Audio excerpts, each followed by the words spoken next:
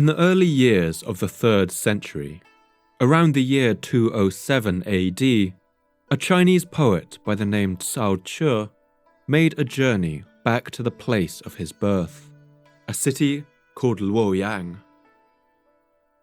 At this time, the lands of China were in chaos.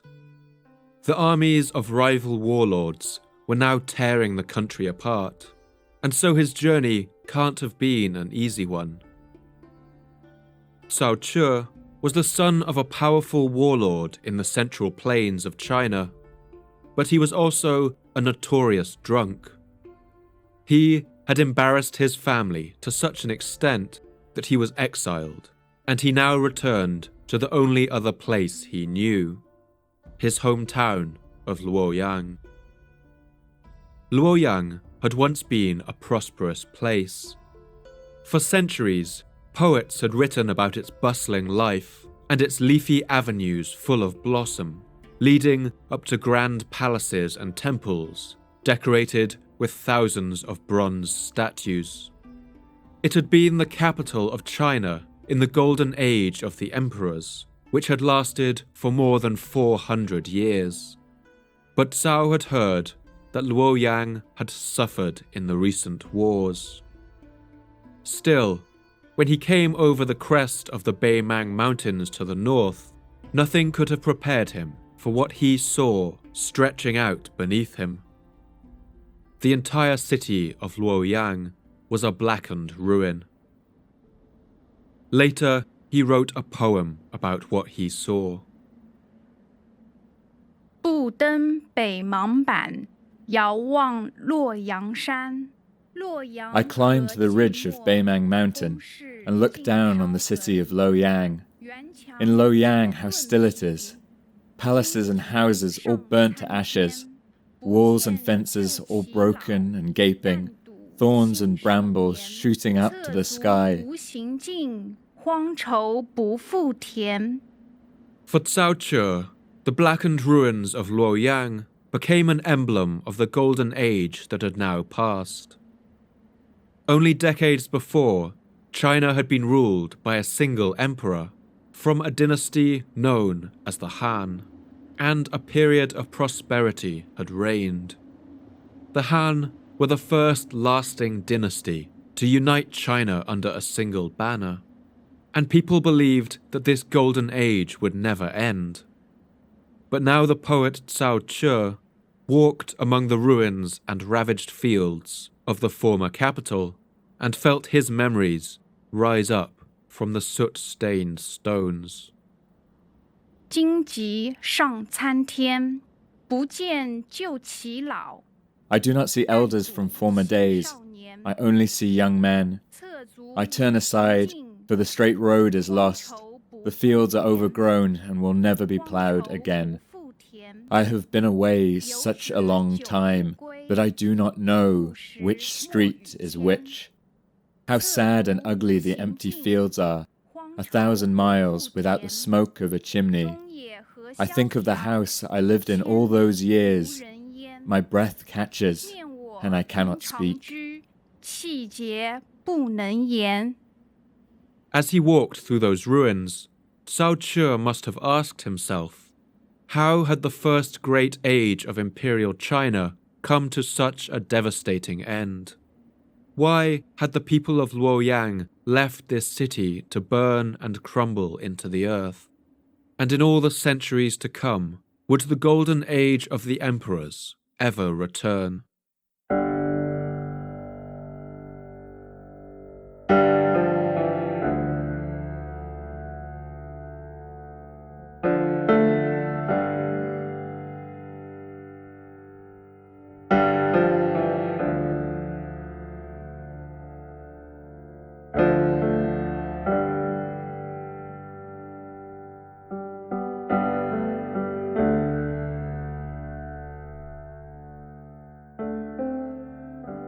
My name's Paul Cooper, and you're listening to the Fall of Civilizations podcast.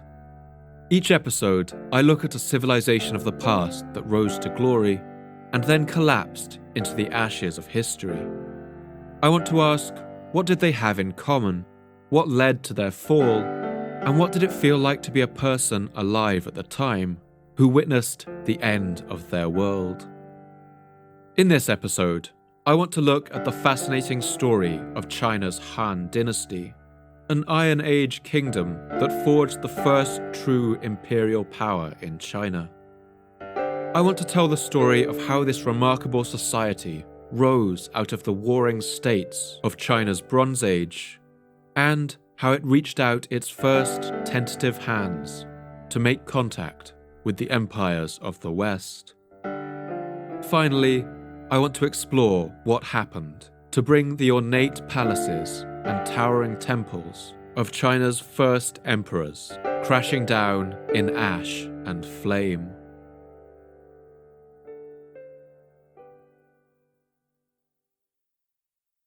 If you've ever seen footage of a car crash in slow motion, you'll have some idea of what that looks like. The two cars inching towards each other, frame by frame. The crash test dummies with their blank stares, strapped securely into their seatbelts. When the collision happens, both cars crumple together, solid metal rippling and buckling. Our story starts with a car crash taking place in the slowest motion you can imagine. Up until about 180 million years ago, India was part of an immense supercontinent called Gondwana, which covered much of the southern hemisphere. But between about 180 million and 160 million years ago, deep in the Earth's liquid mantle, an enormous plume of magma rose up and began to shift the plates of the Earth's crust above it. Gondwana broke apart, and the landmass that is now India tore away from it and out into the ocean. India moved north, slowly at first, about 5 centimeters a year. But then, around 80 million years ago, it sped up. Part of the reason for this is that the Indian plate is believed to be only about 70 to 100 kilometers thick, about half as thick as the other plates that made up Gondwana. Powered by the vast currents of molten rock beneath it, this lighter plate now ploughed northwards at a rate of 15 centimeters every year. This is about the same rate as your hair grows, but in terms of continental plates, it was a speeding juggernaut. Right in the path of this runaway plate was the continent of what is now Asia. These two landmasses hurtled together with the same inevitable force as those speeding cars. And somewhere between 70 to 35 million years ago, the impact occurred. Over millions of years, inch by inch, the Indian plate made contact with the mainland of Asia. Across an impact zone stretching for 2,000 kilometers, the rock of the Asian plate began to crumple. As the Indian plate was crushed beneath it, Asia rocked and buckled, and a great mountain range rose up, the highest in the world. These are the Himalayas. This crash is still going on, and behind the impact zone, marked by the dramatic snow-capped peaks of the world's tallest mountains, the Earth's crust has been pushed up like soil before a plough. The result is a vast arid steppe, a table of land broken by salty lakes and glaciers, and with an average altitude of over 4,500 meters. The Tibetan Plateau. The formation of this plateau had a number of enormous effects for the climate of this region. Rain clouds from the Indian Ocean find it impossible to cross the Himalayas, and so to the south, the mountains create an enormous reservoir of cloud, bringing the yearly monsoon rains to India and Southeast Asia. But behind the mountains to the north, the situation is quite different. Here, the Himalayas have created what's called a rain shadow. This is where barely any rain falls and where vast deserts have formed. But it's to the east of this plateau that our story really takes place, and where another unique landscape has been formed.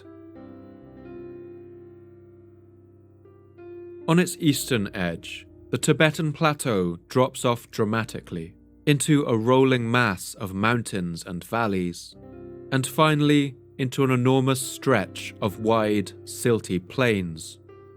These stretch for nearly 2,000 kilometers, between the snowy walls of the plateau in the west and the Pacific Ocean in the east.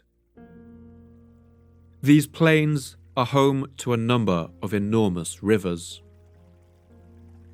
The tens of thousands of glaciers in the highlands of the Tibetan Plateau act as a kind of water tower, releasing a steady flow of meltwater that cuts its way through the rocky mountain passes before spilling out into the plains in long, meandering routes. Among these great watercourses, two of the most impressive are the Yellow River and the Yangtze. The Yangtze is the longest river in Asia and the third longest in the world, after the Nile and the Amazon.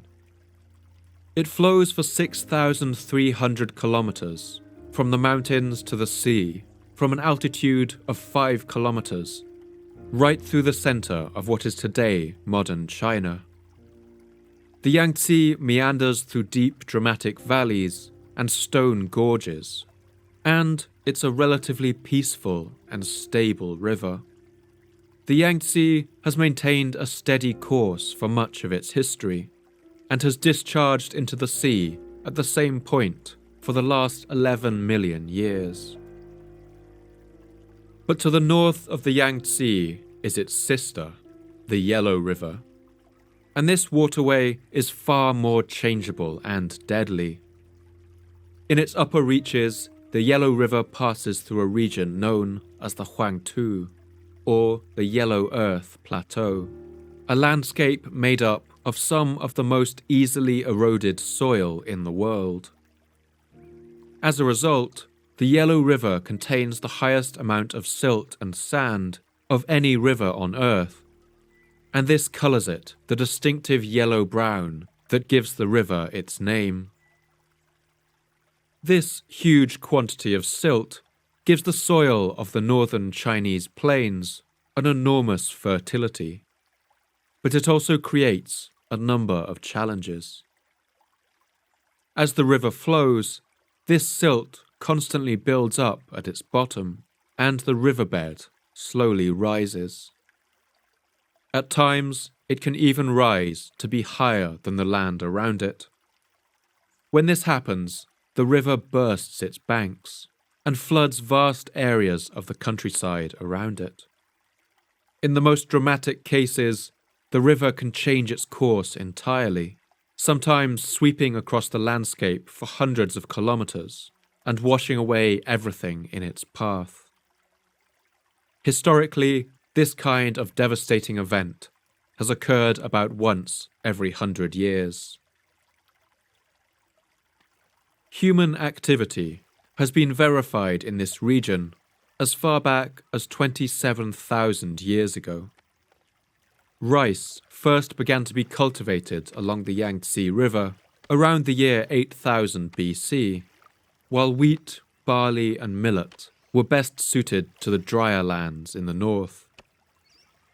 Farming of these calorie-rich foods gave rise to an advanced culture known as the Jiahu, who experimented with written symbols on the walls of caves as early as 7000 BC.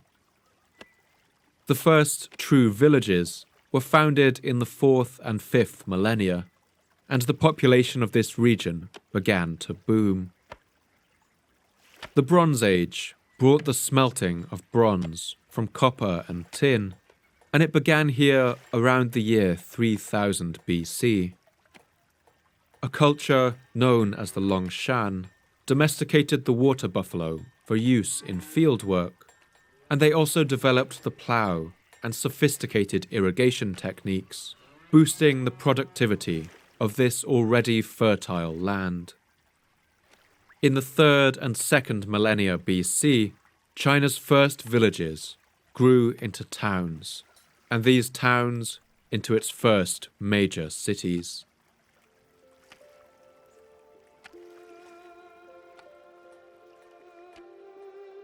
In ancient Chinese conceptions of the world, the lands between the Yangtze and the Yellow River were the heart of all goodness. This was conveyed using the word Huaxia, a word that contains a sense of grandness and beauty. One ancient writer, Yan Yu, spells this out quite clearly. Inside is the Chinese Empire, and outside are the barbarous nations. The barbarians are covetous and greedy of gain. Their hair hangs down over their bodies, and their coats are buttoned on the left side. They have human faces, but the hearts of beasts. The ancient Chinese believed that the further you moved away from this center, the more the good qualities of the people faded. One text called the Book of Documents, dated around 500 BC, contains a particularly precise version of this worldview. It describes how the virtue of the land's inhabitants reduces in steady increments of 500 li, or about 400 kilometers, the further you get from the center. The central 500 li is the imperial domain. 500 li beyond is the domain of the nobles, and beyond that, the domain of peace, where they cultivate the lessons of learning and moral duties. But as you move away from the capital in these increments of 400 kilometers, things start to look a little different. 500 li more remote is the domain of restraints. The first 300 is occupied by the tribes, the other 200 by criminals who have been banished. The most remote 500 li is the wild domain. In the south, these wild domains were the hilly lands south of the Yangtze, and the people there were what the early Chinese called the southern barbarians. To the west, the wild domain was the icy plateau where few could survive, and in the north, it was the Gobi Desert, and beyond that, the wide grassy steppes of Mongolia and Siberia. A 5th century Mongolian poet named Altun would later write a description of this bare and level land. Under the dark mountains, where the sky is like the sides of a tent, stretched down over the great steppe, the sky is grey, grey, and the steppe wide, wide. Over the grass that the wind has battered low, sheep and oxen roam. So this is where the people of early China found themselves, hemmed in by the mountains to the west, the jungle and the sea to the south and east, and the harsh deserts to the north. But within their fertile square of land, their early civilizations flourished. The first millennium BC in China was a time of rapid change and feverish invention. The land's large population had led to the swift development of complicated society, and advanced technologies soon followed. The people here learned to coat bronze in chromium to increase its resistance to corrosion, and inventions like the blast furnace and bellows later led to the production of cast iron, replacing bronze as a cheaper alternative. In agriculture, iron tools and mechanical devices like the multiple seed drill led to a production boom. The invention of complicated pulley systems and differential gears allowed the use of water wheels and other mechanical devices, to power everything from flour mills to furnaces. And they also allowed the invention of ingenious mechanical toys. One early emperor was buried with an entire mechanical orchestra that could play their instruments and sing through pipes in their mouths, all powered by running water. One kind of vehicle was even invented, known as a south-pointing chariot. It had a mechanical gear system on board, powering a device that always pointed south, without the use of magnets. The crossbow was invented during this time too, and it was in widespread use in Chinese armies, nearly 2,000 years before it became a fixture on European battlefields. Examples have even been found of repeating crossbows, which used delicate mechanisms to fire multiple bolts in quick succession without the need for reloading. One Chinese inventor even invented an early form of pinhole camera in order to view solar eclipses. This era of development and ingenuity is known as the Spring and Autumn period. But with the rapid development of technology, upheaval soon followed. The spreading use of iron meant that production of weapons and armor had become cheap and easy. Large armies could now be supplied by anyone with the wealth to do so. And this ushered in an age quite fittingly known as the Warring States period.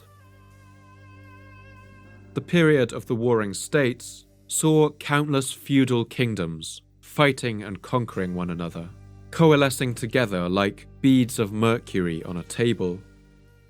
The historian Sima Qian recalls this as a dark time in Chinese history. The land was torn by the strife of the warring kingdoms. Men honored deceit and power, and scoffed at benevolence and righteousness. They put wealth and possessions first, and courtesy and humility last.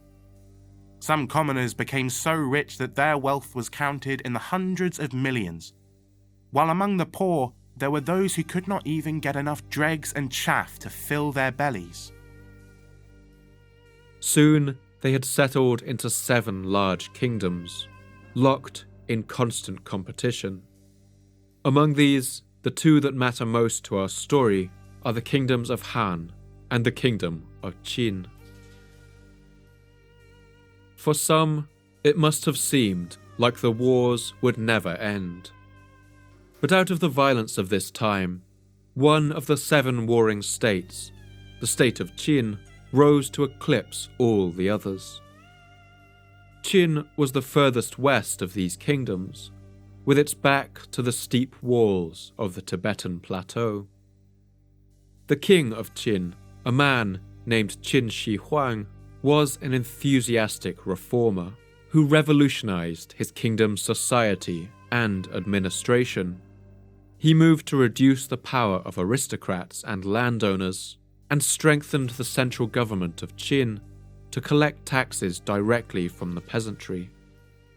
The Qin also used the latest military tactics, making an unprecedented use of cavalry, still a relative rarity in Chinese armies, to mount guerrilla raids on their enemies' supply lines and river crossings.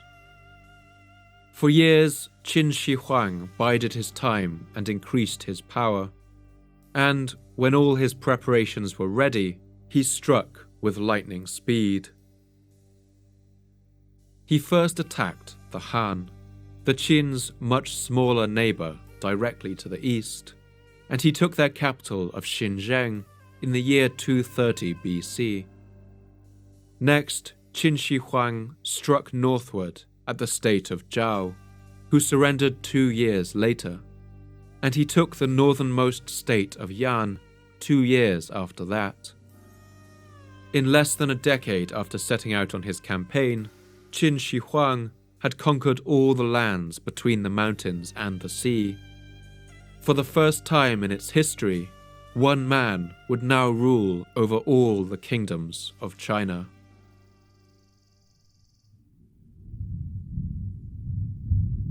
Qin Shi Huang crowned himself as China's first emperor. He declared that he held his position through a kind of divine authority, the Tianming, or the mandate of heaven. And it's thought that the name of the Qin dynasty is what has given us the word for China today. For the most part, Qin Shi Huang ruled his empire just as he had ruled his kingdom. It was a reign of ambitious reforms and territorial expansion that saw the young empire of China grow even further. But the Emperor Qin's reign was also not without its troubles. He suffered 3 separate assassination attempts, narrowly escaping each time, but these attacks filled him with paranoia. He became terrified of death and soon began to tour the whole empire, talking to all the wise men he could find and trying to discover some secret, some medicine or magic spell that would allow him to live forever. As his life wore on and his health got worse, his search became desperate. He began to execute scholars whose potions and elixirs had no effect on him. At one point, he even sent a fleet of ships out into the ocean, carrying hundreds of young men and women in search of the legendary Panglai mountain, which was supposed to lie somewhere out in the southern sea, and where he believed a 1,000-year-old magician might live. These people never returned, perhaps wisely, considering how Qin Shi Huang treated those who failed him. During these later years, the emperor became mortally afraid of evil spirits, and he had workers build a series of tunnels and passageways between each of his more than 200 palaces, believing that if he travelled unseen, they would find it more difficult to target him. Soon, this paranoia turned into tyranny. He turned his rage against the scholars who were unable to unlock the secrets of eternal life. At one point, it's even recorded that he burned the books kept in the libraries of the capital, as the historian Sima Qian recalls with bitterness. The Confucian scholars loathed the Qin for having burned the Book of Odes and the Book of Documents and mercilessly put to death the scholars who expounded them, while the common people hated its harsh laws so that the whole world rose up in rebellion. At this time, everyone began to speak ill of the Qin. During his 4th tour of eastern China, the emperor became seriously ill. It's thought that his court physicians had been giving him pills full of the liquid metal mercury, believing that it would extend his life. Of course, mercury is actually highly poisonous.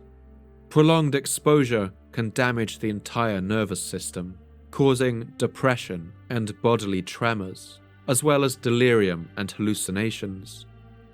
If Qin Shi Huang was taking mercury, this might explain some of his strange preoccupations towards the end of his life.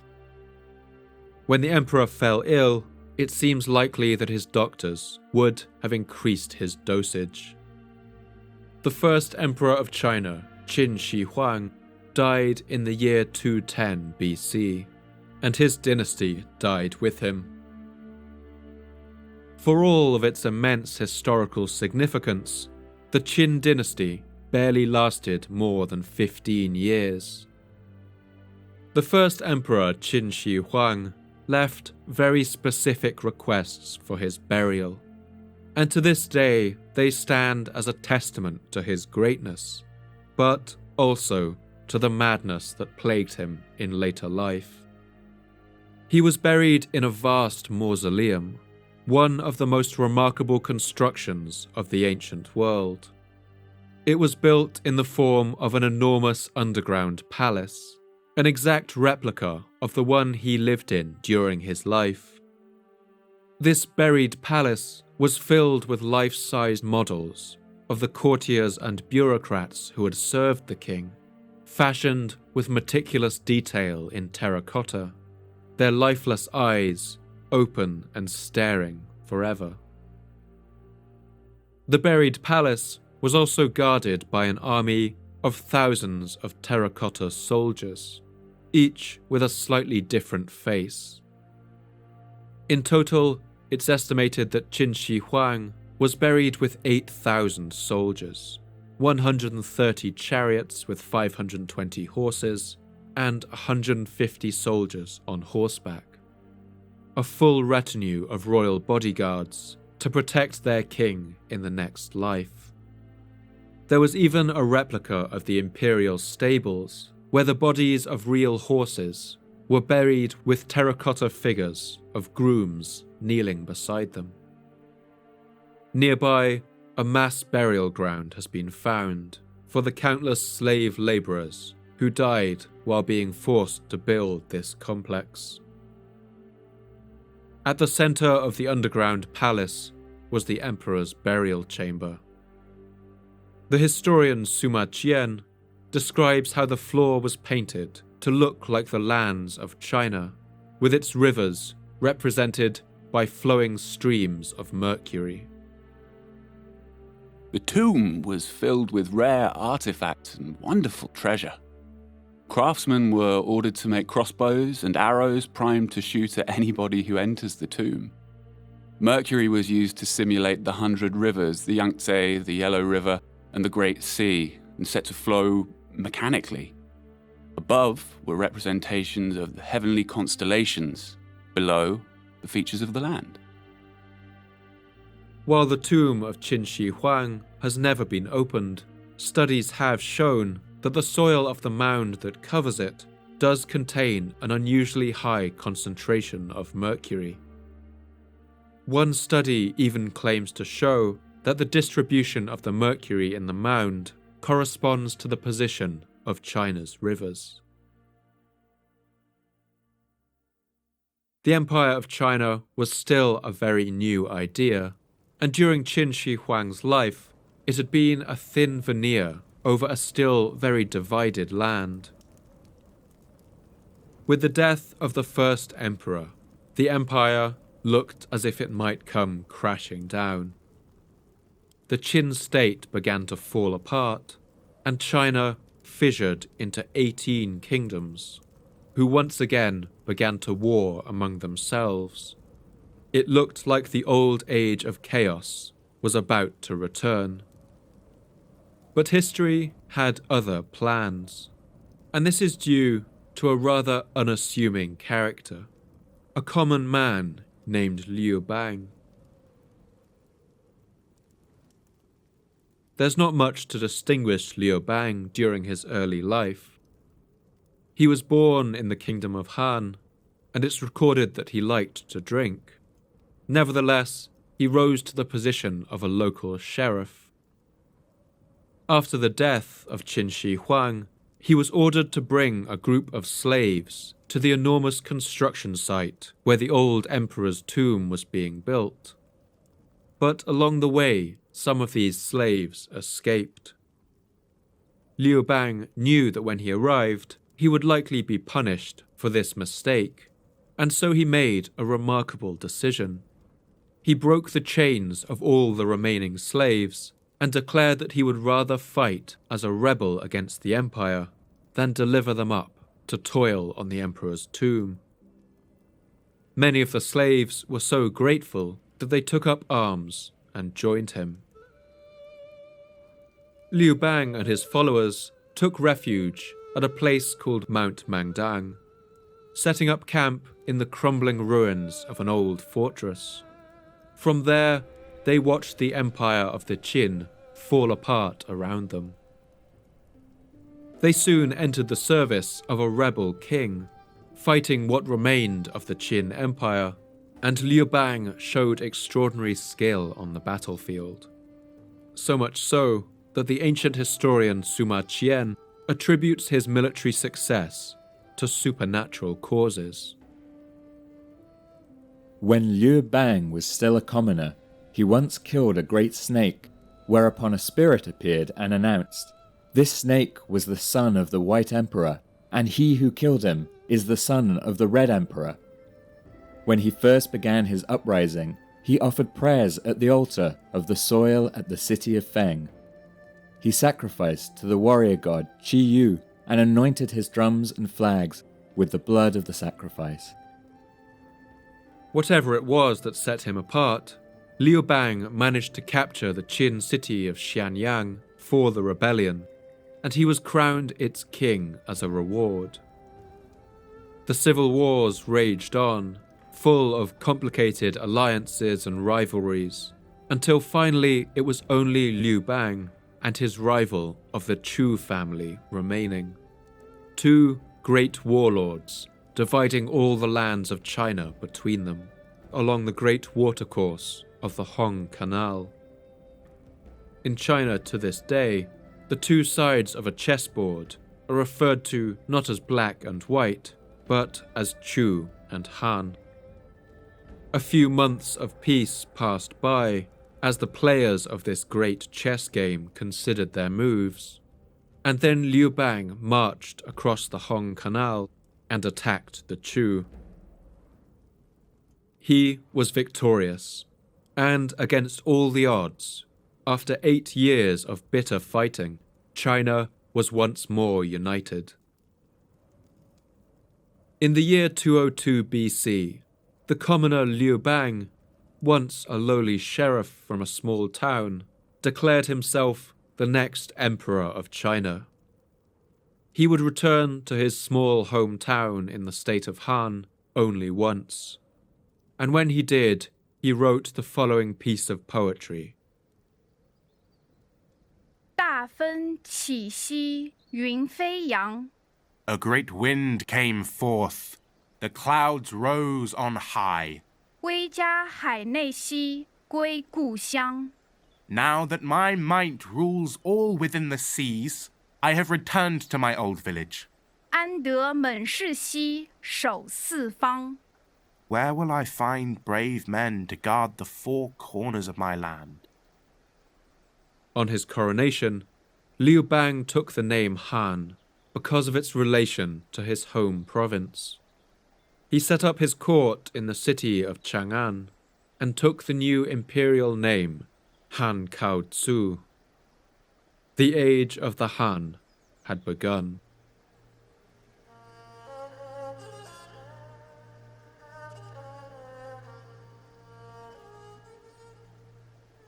I'll take just a moment here to discuss the sources we have available on this era of Chinese history.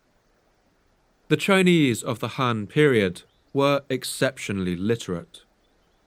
It's thought that even in these early years, at least one person from every family would have been familiar with at least a few hundred characters, enough to get by with everyday things like calendars, simple letters, and official announcements. At this point, paper had yet to be invented, and so books of this period were written on strips of flattened bamboo, joined together with thread into long, clattering rows that could be rolled up into cylinders and wrapped in cloth. These books of bamboo slats are part of the reason that Chinese was traditionally written from top to bottom. From the earliest days, colleges were set up for the nobility and charitable schools for the poor, and the emperors supported scribes and scholars in writing grand historical chronicles. As a result, even these early periods of Chinese history are very well documented. One of the most remarkable of these documents was written in the 1st century BC by the chief astrologer to the imperial court, a man named Sima Qian, who we've heard from a few times already. This book is known as the Records of the Grand Historian. It's a vast chronicle documenting Chinese history over a period of 2,000 years. It begins in the age of the Yellow Emperor, the legendary ancestral father of all Chinese people. Sima Qian is a lively and colourful storyteller, and he loves to put direct speeches into the mouths of his characters. But it's worth introducing a note of caution when reading his work and the other works of Chinese history. Sima Qian wrote his records mostly during the reign of the Emperor Wu, and so he presents a typically flattering account of that emperor, acting as a kind of official propaganda. But he was also a shrewd judge of human nature, and employed one interesting trick to allow some criticism of various official personalities to seep through. Each of his chapters was named after a particular person, and he knew that the various lords and ladies, and even the emperor himself, were unlikely to read any chapter of his work other than the ones dedicated to themselves. Sima Qian would fill these chapters with praise and flattery, and he would leave any criticism to other chapters. But it's clear this didn't always work. There's only one chapter of the records that has not survived to this day. That's the one focusing on the Emperor Wu himself. It's impossible to know whether Sima Qian never wrote this section, out of fear of his ruler, or if the emperor read something in those pages that he didn't like and had the document destroyed. Another incredibly useful document is the Han Shu, or the Book of Han. This was written in the 1st century AD by a court official named Ban Gu and his sister Ban Zhao, who is the first known female historian of China. Like virtually all histories that followed, the Han Shu was modelled on Sima Qian's work. It records Chinese history from the reign of the first Han Emperor, Han Kaotzu, up to the year 23 AD. It's usually the best source, and sometimes the only source, for events during this period. And a final major text is the one written by Fan Ye, a historian and politician of the 5th century. This is the Hu Han Shu, or the Book of Later Han, and it covers the remainder of the Han period, up until the year 220 AD. While the previous Book of Han was written by contemporaries who witnessed at least some of the events described, Fan Ye wrote the Book of Later Han from a distance of nearly 200 years. He used a number of earlier histories and documents as sources, but we should always bear this in mind, that he was about as distant from these events as we are from the Napoleonic War. So, alongside a number of other smaller sources, these are the texts we have to work with. As we'll find out, these scholars were supervised and sometimes terrorized by their emperors, meaning that their accounts have to be supported with archaeological and other evidence. But thanks to their diligent scholarship, a clear picture does begin to emerge of what happened to bring China's first great dynasty crashing down.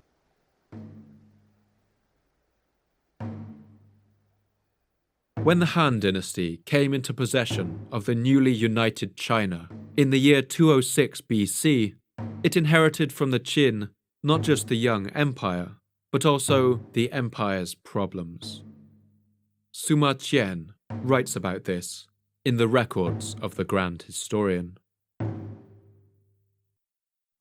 When the Han Dynasty came to power, it inherited the evils left by the Qin. The able-bodied men were all away with the army, while the old and underaged busily transported supplies for them. There was much hard work and little wealth.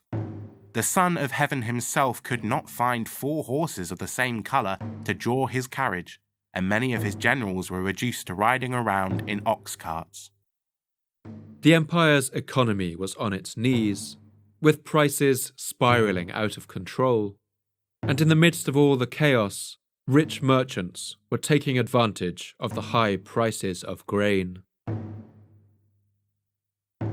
People who were intent on making a profit by underhanded means began to hoard their wealth, buying up the commodities on the market so that the price of goods shot up. But easily the most pressing problem was the constant looming threat of China's fearsome neighbours to the north. These were a people known as the Xiongnu, a word that is sometimes translated into English as Han. Around the year 6000 BC, the people of the Eurasian steppes had learned how to tame wild horses, and in the intervening millennia had developed a symbiotic relationship with that powerful animal. They lived nomadic lifestyles, travelling on horseback in vast populations, moving from grazing land to grazing land, and living without the need for agriculture. By at least the first millennium BC, these nomadic groups of horse riders had become a military threat to the settled societies of the Chinese plains. The records of the Grand Historian gives one description of the Xiongnu people.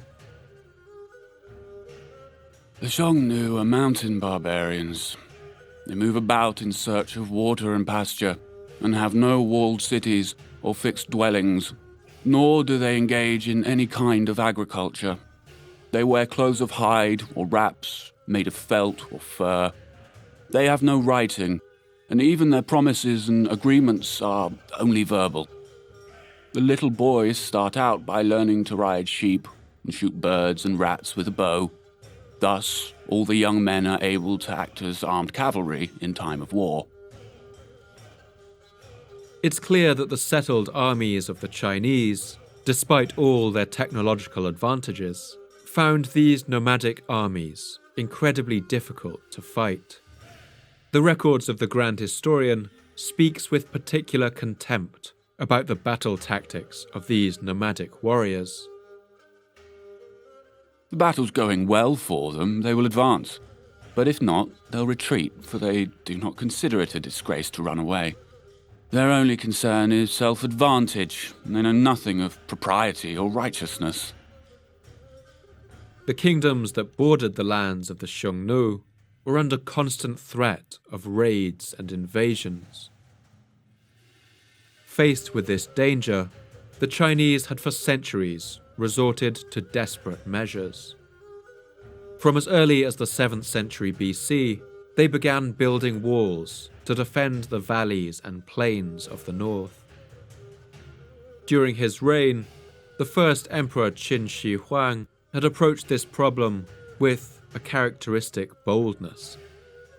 He ordered that these scattered fragments of wall be joined together, closing any gaps. By the time he died, in the year 210 BC, a single defensive barrier now ran the whole length of the empire's northern border. For a time, this offered some measure of protection. But at the same time that the Han Dynasty was being formed, all the disparate tribes of the Xiongnu were also coming together. They joined forces under the rule of a single ruler, who took the title of Shan Yu. This word Shan Yu would change over the centuries to one day become the title of Khan, the title that would be taken by the fearsome Genghis Khan.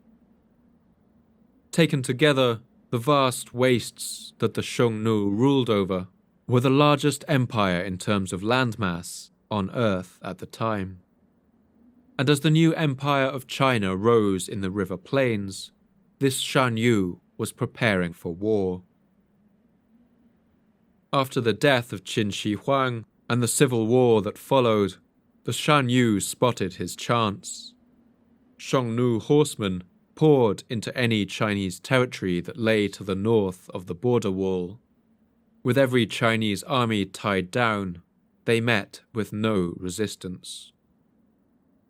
When the empire was restored under Han Kao-tzu, the Shan Yu became more cautious for a time, but it was only 5 years into the reign of the Han that he struck again. the Emperor Han Kaotsu was nearing the age of 60 when the armies of Xiongnu horsemen thundered into the province of Shanxi, looting and burning cities as they went.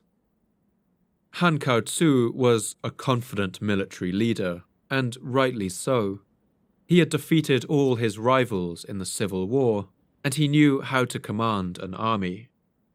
But he was about to find out that fighting the swift and mobile cavalry hordes of the Xiongnu was a very different kind of challenge.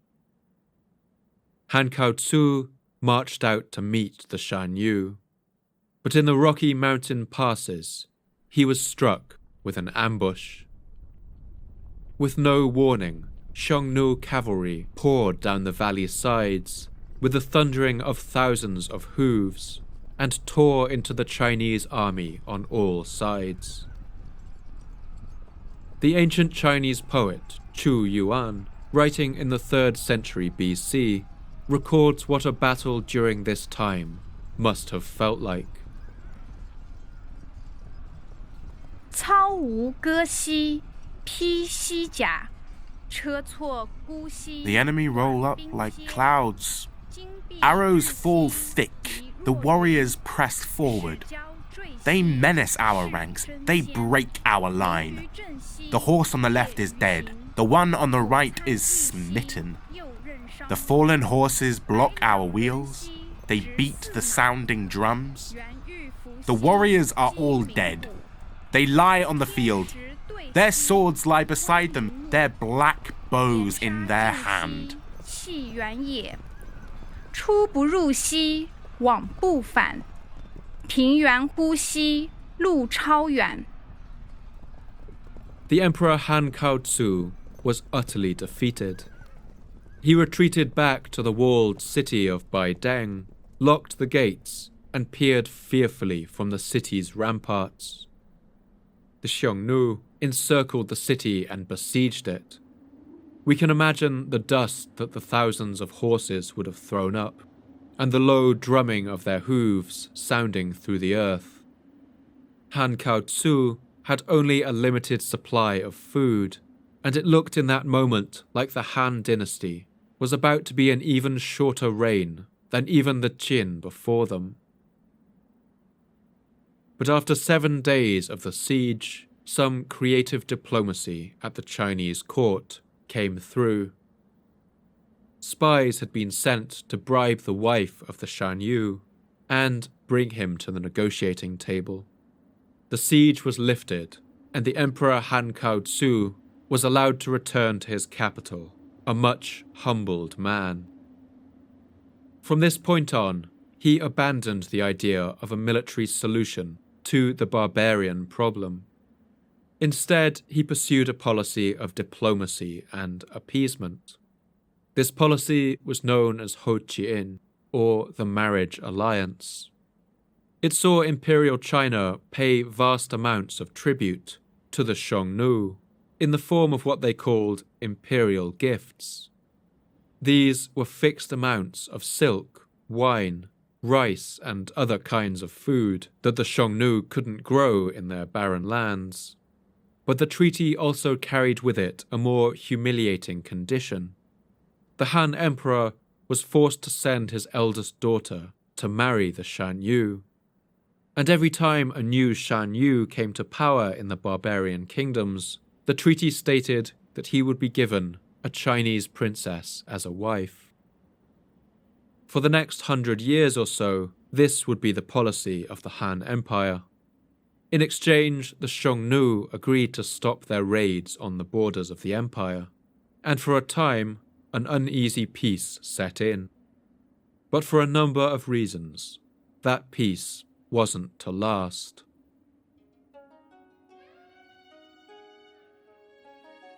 The peace brought about by this compromise ushered in some measure of stability, and Imperial China began to take on a more stable and prosperous form, even with the exorbitant tributes it paid to the Xiongnu.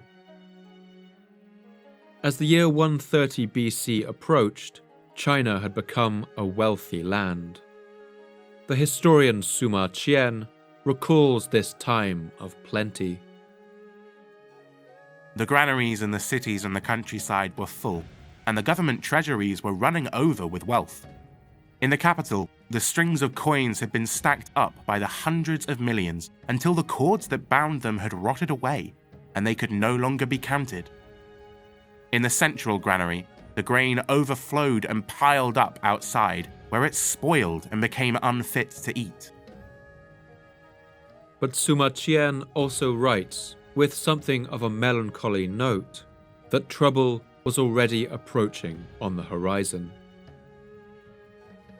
It has ever been the law of change that when things reach their period of greatest flourishing, they must begin to decay.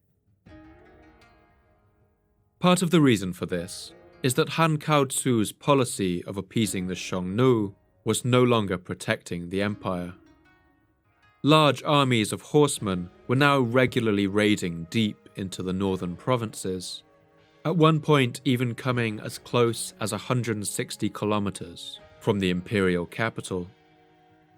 During the reign of Emperor Jing, more than 10,000 citizens living in the border regions were abducted and taken away to live as slaves.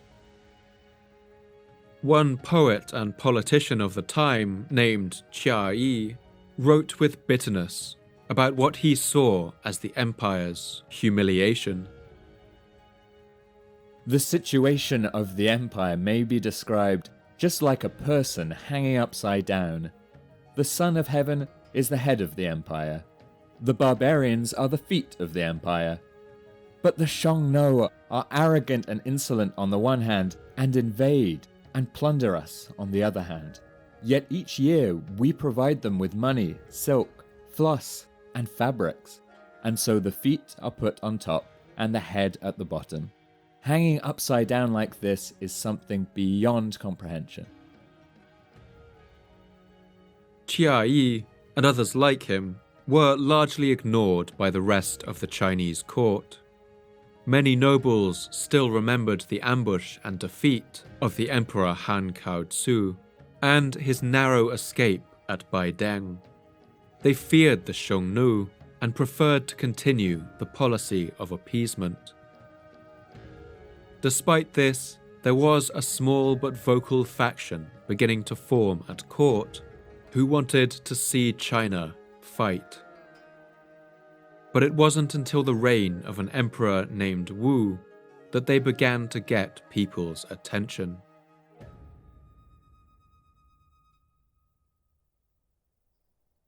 In his later life, the Emperor Wu cut an imposing figure. Traditional portraits show him as a broad man, built like a barrel and wrapped in swathes of imperial blue silk. He's painted with a furrowed brow and a delicate moustache framing a thick black beard. But when he came to the throne in the year 141 BC, Wu was only 16 years old. What he lacked in age, he made up for in tenacity. Wu sat on the imperial throne for 54 years, a record that would remain unbroken in China for nearly 2 millennia. Over this time, he led Han China through a period of rapid centralizing reform. He founded an imperial university to train young scholars, and even developed an organization known as the Imperial Music Bureau, which was in charge of cultural matters relating to music and poetry. But all of this would be useless if he couldn't solve the problem of the Xiongnu threat. In the year 133 BC, at the age of 24, the Emperor Wu summoned a council to decide what should be done. For the first time, the words of the pro-war faction at court resonated with the young ruler. Wu decided on a bold and aggressive new strategy. The Han Empire would no longer cower behind its walls.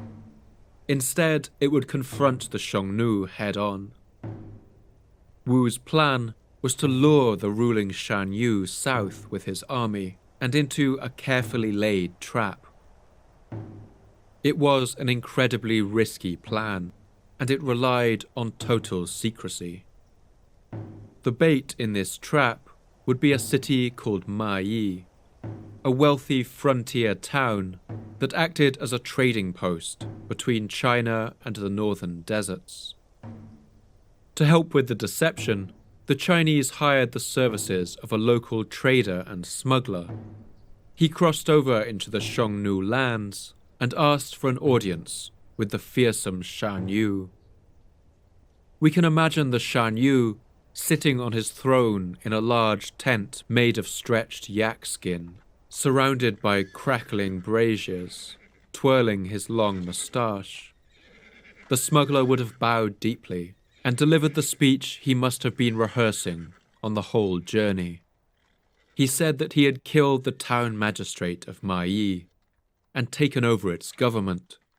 He said he was willing to offer the whole city up to become part of the Xiongnu Empire if the Shan Yu would only come and take it. The Shan Yu was ecstatic. He agreed to ride out immediately and claim the city of Mayi. It seemed like the Chinese plan was going perfectly. But the further the Shan Yu marched into the Chinese lands, the more he began to feel that something wasn't right. His horsemen met with little resistance, and as he got closer to Mayi, he began to notice how empty the roads were. In the fields outside the city, he saw herds of cattle, but no herdsmen guarding them. The Shan Yu ordered his men to halt and sent out scouts. They managed to capture a Han soldier, and under interrogation, this man told them what waited nearby. The massed force of the entire Han Empire, 300,000 infantry and chariots, concealed and waiting for him to step into their trap. The Shan Yu immediately ordered a retreat. With the ambush betrayed, the Han forces burst out of hiding and tried to chase him.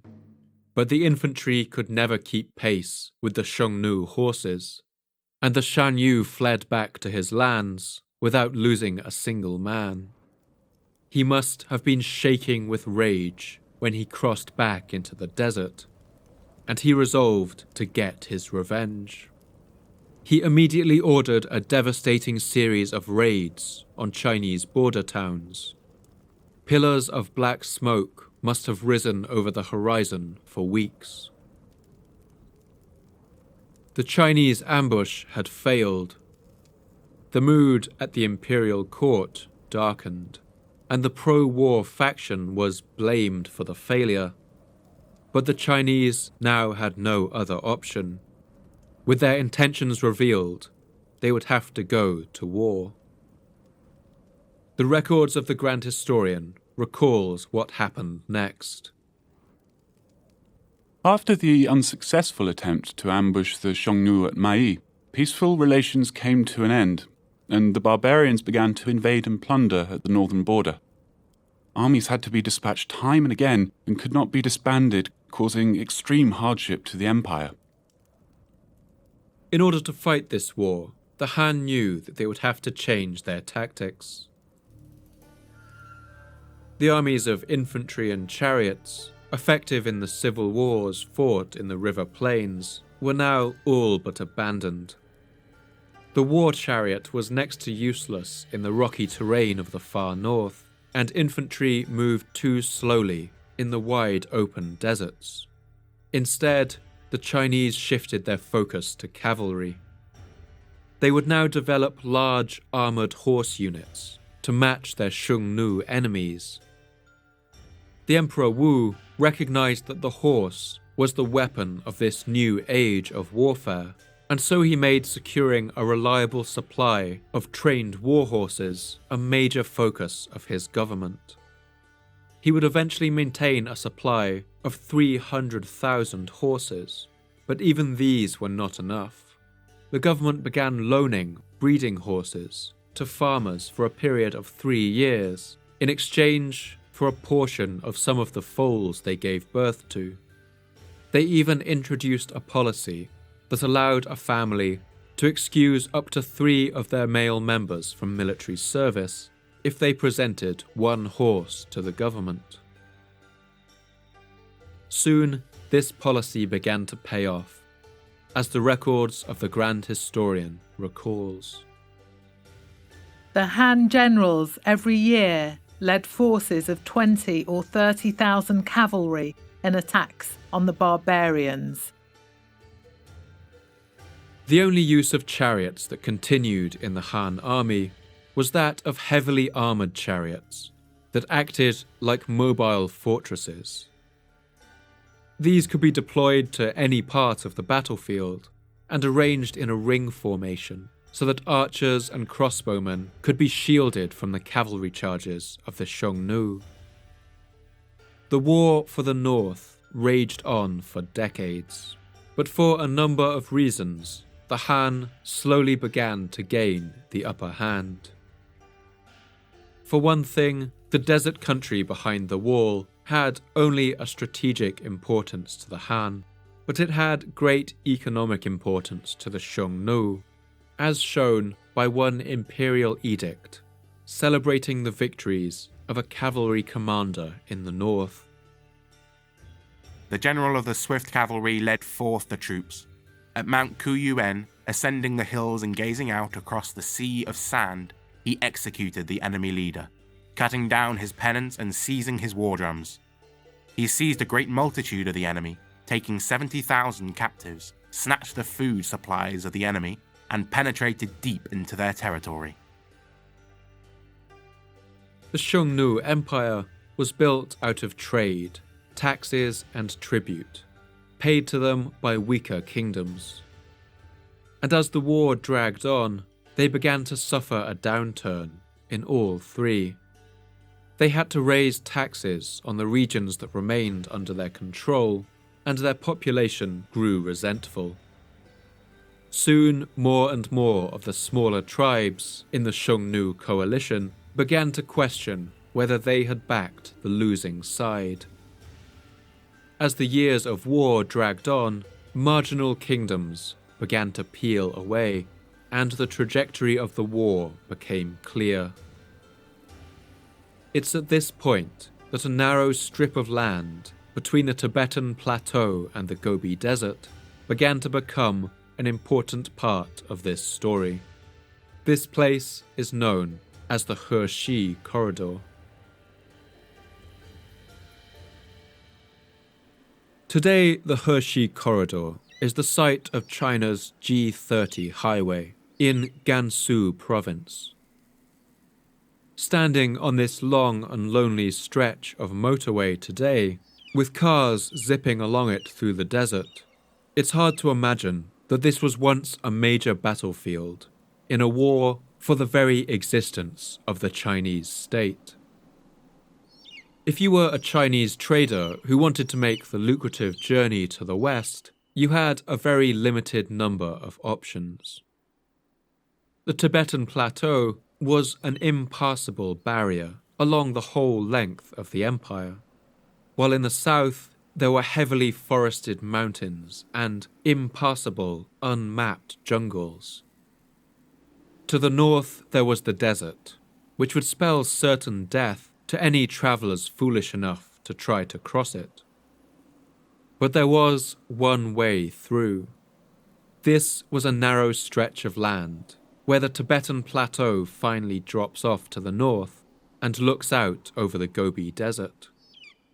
Water running down from the hills has created a number of fertile oases at the foot of the mountains, providing fresh water and rest for travellers on this dangerous journey. I'll post some maps of this region on Twitter and Patreon in case you're having trouble visualizing this. The Hexi Corridor, stretching for 1,200 kilometers, is the only possible route to the west in the north of China. And so anyone who controlled the corridor controlled the flow of trade from one side of the mountains to the other. For centuries now, the Xiongnu and other nomadic tribes had grown rich from taxing this trade, But now the Hexi corridor was the battlefront of the bitter and grinding war for the north. For the Chinese, the logistical challenges of conducting a war across this desert landscape were enormous. This letter, sent to a later emperor by one of his counselors, describes in detail the difficulty of supplying an army in the barren Xiongnu lands. The land is for the most part sandy and salt, with scarcity of water and plant life, and before the army has been out 100 days, the oxen will all die out, while the quantity of provisions still left will be more than the men can carry. The country is very cold in the autumn and winter, and exposed to high winds in the spring and summer, which would necessitate a vast amount of pots and boilers, firewood and charcoal, a weight that would be utterly unmanageable.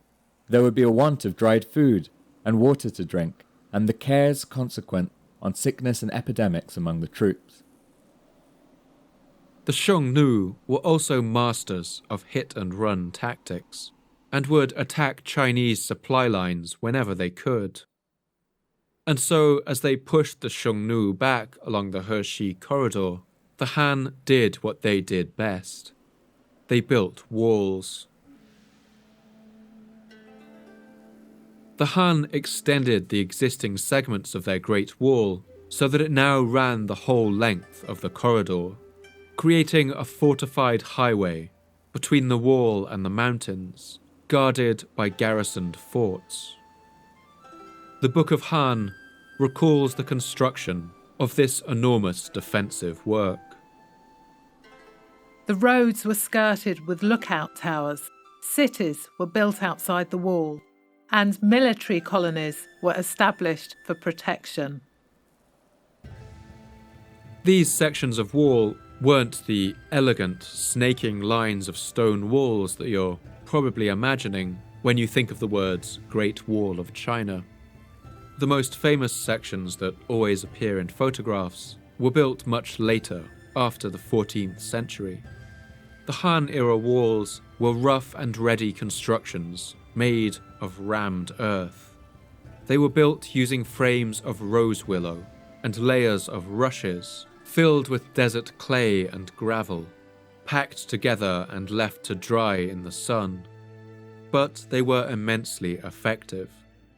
These walls have also withstood over 2,000 years of erosion in the elements of the Gobi Desert, and many of them still stand, magnificent against the barren desert. I'll post some images of these walls and some maps on Patreon for you to picture this for yourself.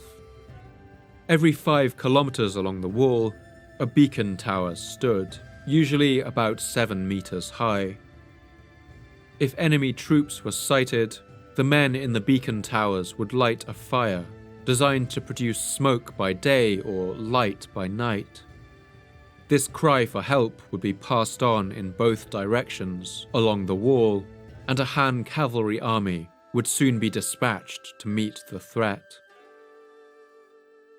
These walls completely neutralized the Xiongnu's fast, mobile tactics and restricted their ability to move around the landscape. This final move by the Han slowly choked the life from the Xiongnu war machine. In the early decades of the 1st century BC, the Xiongnu truly began to fall apart. Former members declared independence and joined the Han in carving up its territories. By 60 BC, they had split into 5 groups that engaged in a series of suicidal civil wars. In 53 BC, the Shan Yu sent his son to China as a hostage, and 2 years later, he went in person to the Chinese court to deliver his surrender. It had taken more than 80 years since the Emperor Wu's failed ambush at Mayi, but the war against the Xiongnu had been a remarkable success. If you were a Chinese merchant around this time, you could now travel along a secure and well-maintained road along the whole length of the Hexi corridor, Eventually, you would reach the end of the Han fortifications, which ended at a wide portal known as the Yumen Pass, or the Jade Gate. This was the exit gate to the lands of China, and beyond it lay the wide, unknown world. If you stepped through the Jade Gate, you would see a vast desert of shifting sands stretching out ahead of you. This is the Taklamakan Desert, which fills an enormous geographical feature known as the Tarim Basin. The Tarim Basin is easily visible from space. It's an enormous flat oval cut out of the Tibetan Plateau, a great sandy eye in the very center of the Asian continent. Today, this desert is in the very west of modern China, in the province of Xinjiang, on its border with Afghanistan, Kyrgyzstan, Tajikistan, and Kashmir.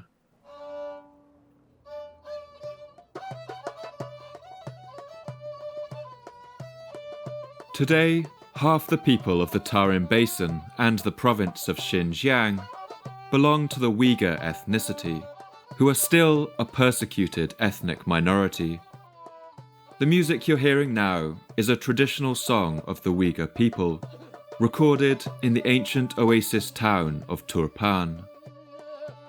For millennia, this kind of music has drifted over the shifting sands of this desert, while trade caravans passed by in their thousands. But for the Chinese of the time, this wild area beyond their walls was known only as the Western regions. The Taklamakan Desert is the world's second largest shifting sands desert, with over 85% of it made up of dramatic sand dunes. Crossing the desert itself is very difficult, so trade caravans, often made up of Bactrian camels, would skirt along its edges, in the shadow of the snowy mountains that make up the rim of the basin. All of these caravans met on the far side of the desert, in the ancient trading city of Kashgar, where a famous stone tower stood.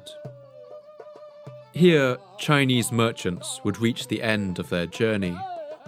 They would sell their goods here to merchants who came from the other side of the mountains, from the exotic and distant lands to the west, and who knew the routes through the dangerous paths into Pakistan and Afghanistan.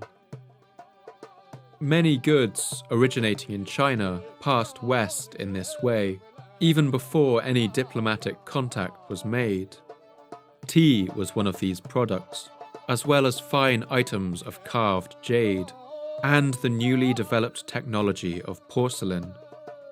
But by far the most valued of Chinese exports was a miracle material that was of immense value to all the people of the world. That material was silk. Silk is a natural protein fiber produced by the larva of a particular kind of moth. During their larval stage, these moths are called silkworms. They like nothing better than to chew on the green leaves of a tree known as the white mulberry. People as early as the year 3600 BC have recognized the potential for this remarkable material. At first, people would go out into the forest and harvest wild silk from the trees. But soon, more purposeful cultivation of silkworms began. Over the centuries of breeding by humans, the silkworm has become a domesticated species. Compared to its wild cousins, domesticated silkworms have increased in size, digest more efficiently than wild silkworms, they lay more eggs and spin larger silk cocoons, and have become more tolerant of handling by humans. All of this means that they have increased their silk production capacity tenfold. But unfortunately for the silkworm larvae, they will never reach adulthood. When they enter the cocoon phase of their life cycle, they are killed, either lowered into boiling water or pierced with a needle. The whole cocoon is then painstakingly unravelled, generating a single unbroken thread that can be spun and turned into fabric. It can take up to 2,000 cocoons to make one silk dress. But silk was so soft and smooth, shimmering in the light and holding resplendent colours, that it was immediately in enormous demand all over the world. Outside of China, silk was worth many times its weight in gold. The Han Chinese may have been surprised to know just how far their textiles travelled. Julius Caesar famously wore a silk cloak to the theatre and began a fashion craze among the Roman nobility. The Egyptian queen Cleopatra was an avid collector of silk items, and silk has also been found in Viking graves. We've even found traces of silk in the hair of an Egyptian mummy of the 21st dynasty, dating to around 1070 BC. After taking the Hexi corridor, the Han chased the Xiongnu out of the western regions. They soon absorbed these sandy cities into their empire, these towns clinging to the edge of this vast desert basin. Soon the whole of the western regions was under Han control, and for the first time, China was in charge of its own trade routes to the west.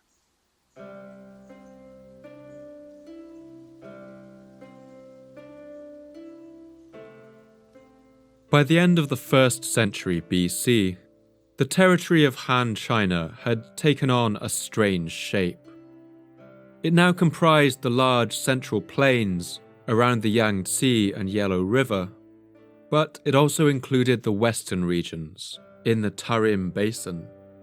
And these two areas were joined by the narrow chain of the Hexi corridor.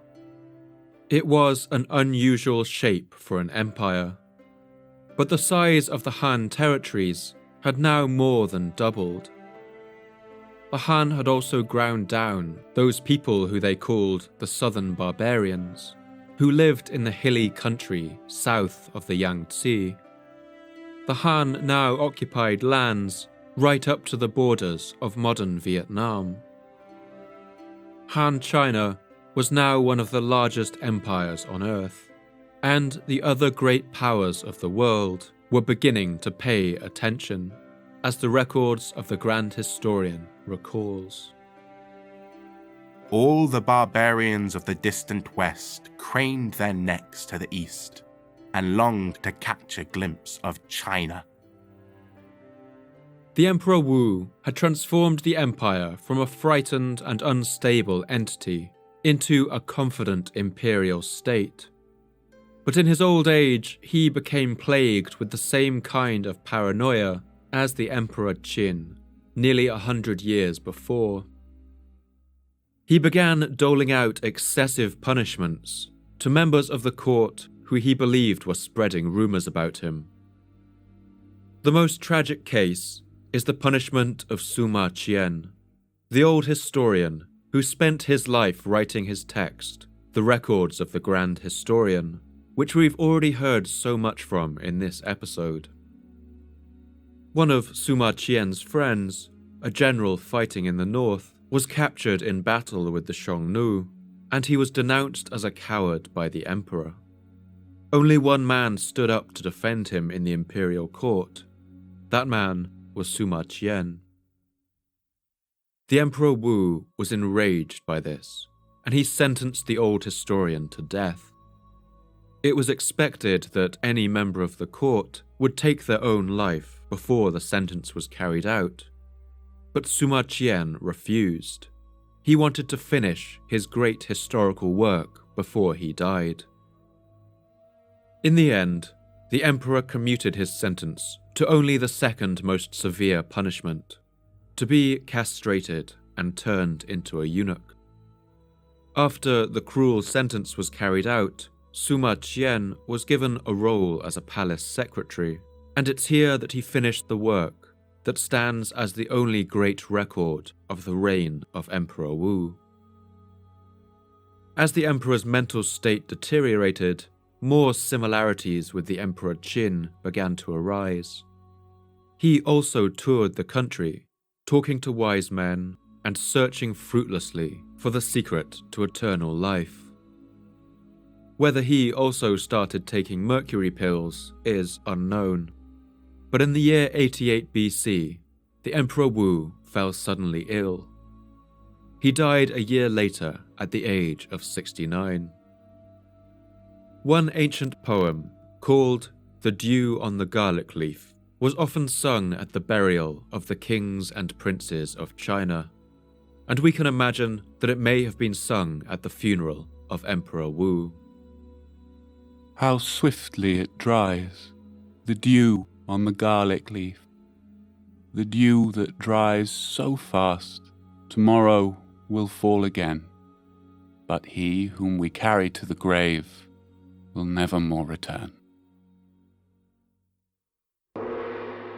The palace women would have wept, and the court held a solemn wake.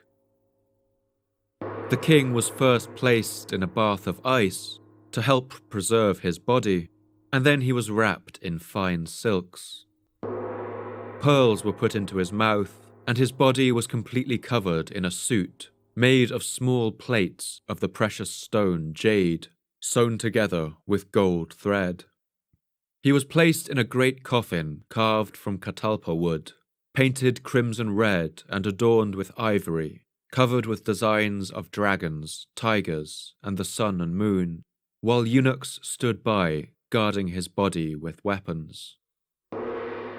The Emperor Wu had turned the Empire of Han into one of the largest and most powerful societies on Earth, but he had fallen to the same curse of paranoia and tyranny. He wasn't the first Chinese emperor to fall prey to this fate, and as we'll see, he was also far from the last.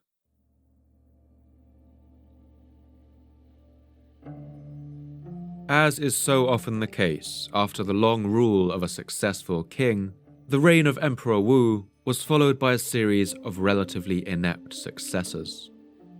But it was under the Emperor Cheng that the empire would experience its first slide into real disintegration, and for the first time, it looked like the Han Dynasty was coming to its end.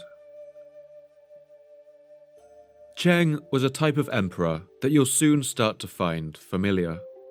He was lazy and incompetent, and he was more interested in cockfighting and chasing after beautiful palace women than administering his government.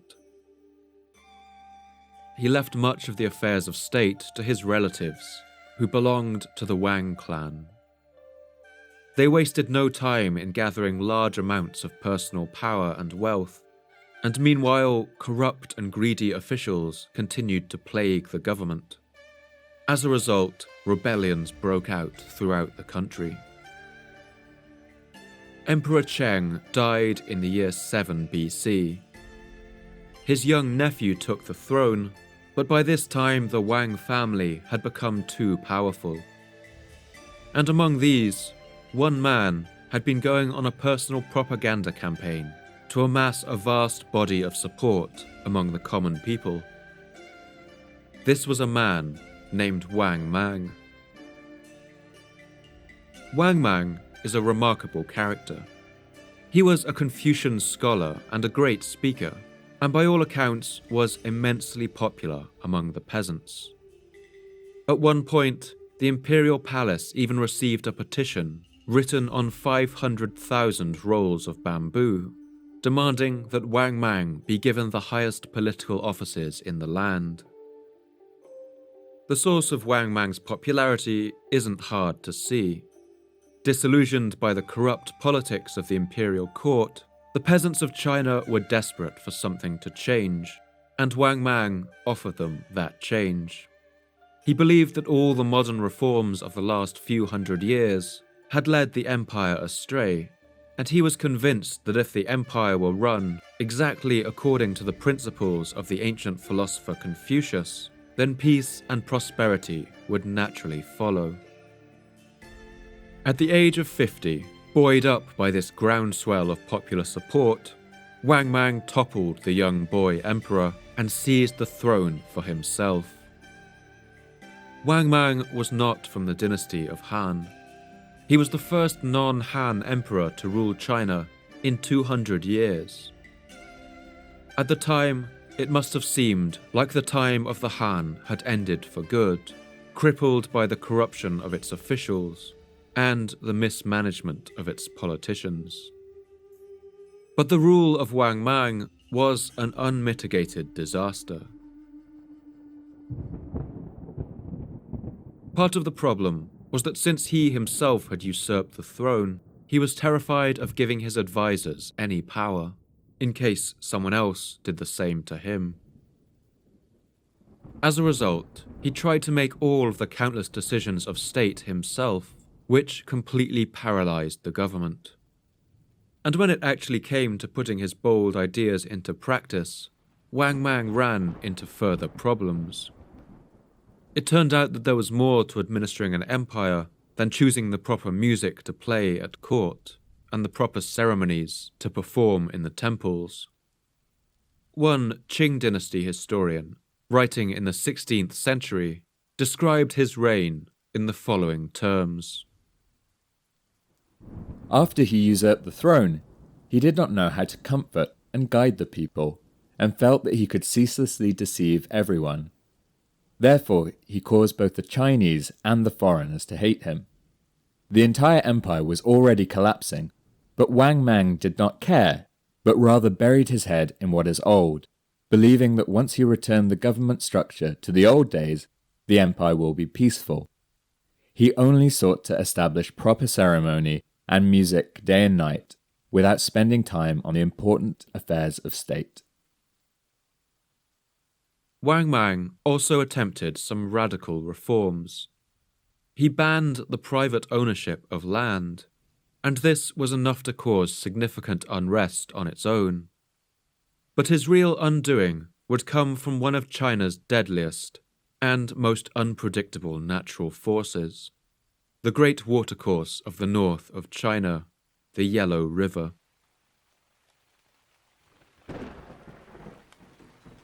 As we've already seen, the Yellow River was the most deadly and dangerous of China's rivers.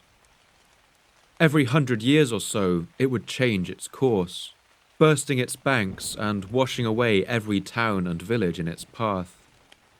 As fate would have it, this once-in-a-century disaster occurred right at the time when Wang Mang was sitting on the imperial throne.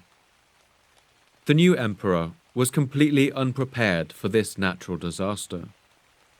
Peasants who lost their homes in the floods felt that the emperor had done nothing to help them, and their resentment reached a fever pitch. It wasn't long before peasant revolts rose up around the country.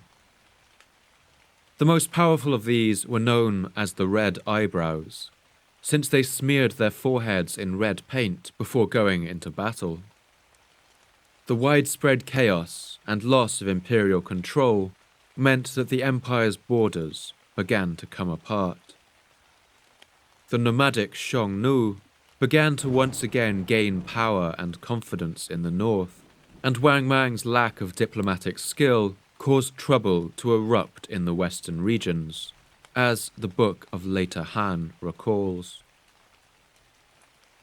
The principalities of the western regions split up and formed 55 kingdoms. Wang Mang, after he usurped the throne, demoted their kings. Following this, the western regions became resentful and rebelled. They therefore broke off all relations with China and altogether submitted to the Xiongnu once more. The Xiongnu, subdued by the Han Empire for nearly a century, now sensed weakness.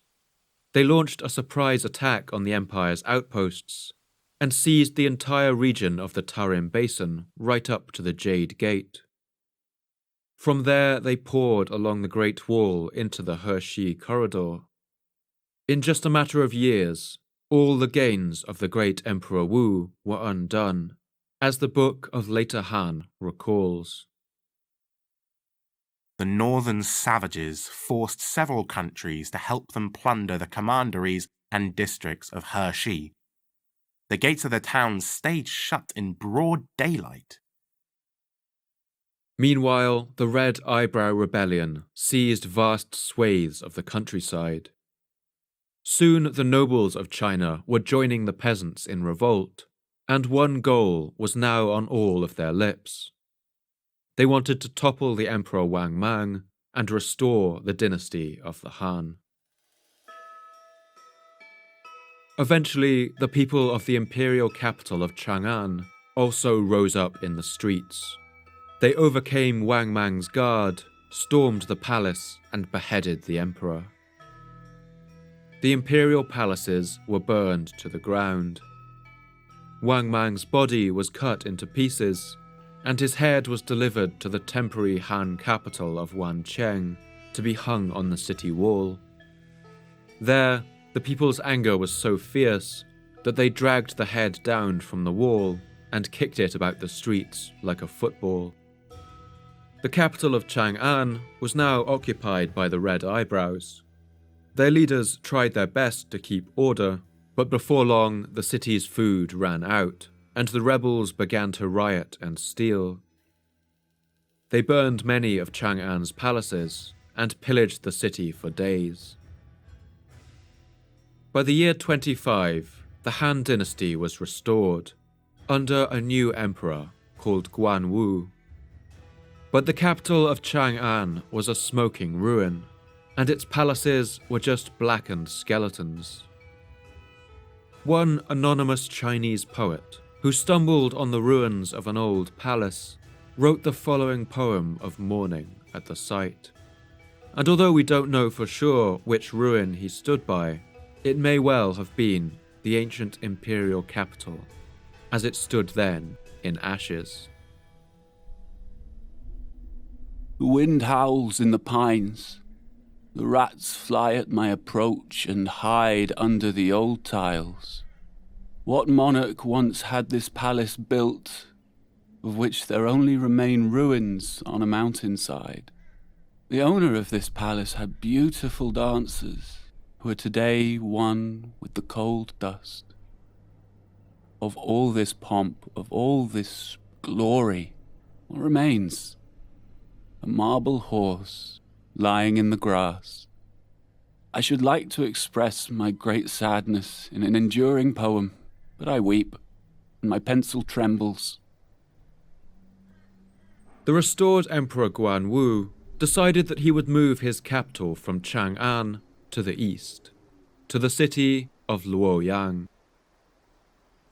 These two phases of Han history are sometimes called the Western and the Eastern Han, or more simply, the former Han and the later Han. Guanwu's reign was a new dawn for the empire, and another chance for the dream of a stable imperial China that would stand the challenge of time. A number of tests would now arrive that would determine whether the lessons of the fall of former Han had been learned. These tests would determine whether this new incarnation of the empire would survive, or whether it too would end in ash and flame. The new capital city of Luoyang was a beautiful place. The shallow Gu River flowed right past its walls and diverted into a moat that encircled the city, while the Luo River flowed 2 kilometers or so to the south, crossed by a floating bridge of boats. In the distance, the blue peaks of the Beimang Hills looked out over the city. One Chinese poem from the Han period, in the 2nd century, describes the bustling streets of Luoyang, full of life beneath the shade of its leafy trees. 洛阳城东路，桃李深路旁，花花 On the eastern way at the city of Luoyang, at the edge of the road peach trees and plum trees grow, flower matched by flower, leaf touching leaf. A spring wind rises from the northeast, Flowers and leaves gently nod and sway. Up the road somebody's daughter comes, carrying a basket to gather silkworm's food.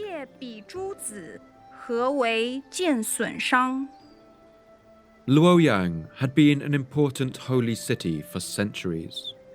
It was smaller than Chang'an, about a third of its size, but its position on the rivers and at the crossing point of various major canals made it better connected economically. It was also further from the frontiers of the empire, making it a little safer than the smoking ruin that was the former capital. Once the new capital was established, much of the first century in China was spent rebuilding after the fall of the former Han and the destruction left by Wang Mang's disastrous leadership. Vast construction works took place to dredge the bottom of the Yellow River, dig drainage canals, and to avoid any more devastating floods. New palaces were built at Luoyang to accommodate the imperial court, as well as religious institutions. Guangwu ordered the construction of an altar to the gods of the soils and grains, and he also ordered the entire imperial library be moved to Luoyang. It took 2,000 carts to transport all the books that were contained in these libraries across the country to the new capital. One poem written by the poet and historian Ban Gu around the year 65 AD celebrates the new Han Emperor's achievement in transforming the old city. He refurbished Luo's city, enhancing its imposing grandeur, making resplendent its order and proportion. He made the Han capital shine through the empire, controlling all 8 directions. And then, within the imperial city, the palaces were glittering and bright. The hall courtyards were divinely beautiful. By the year 36 AD, Guangwu had crushed the Red Eyebrow Rebellion, as well as any lords who still resisted. He announced that the imperial colour would from there on be the colour red, and he would govern under the element of fire.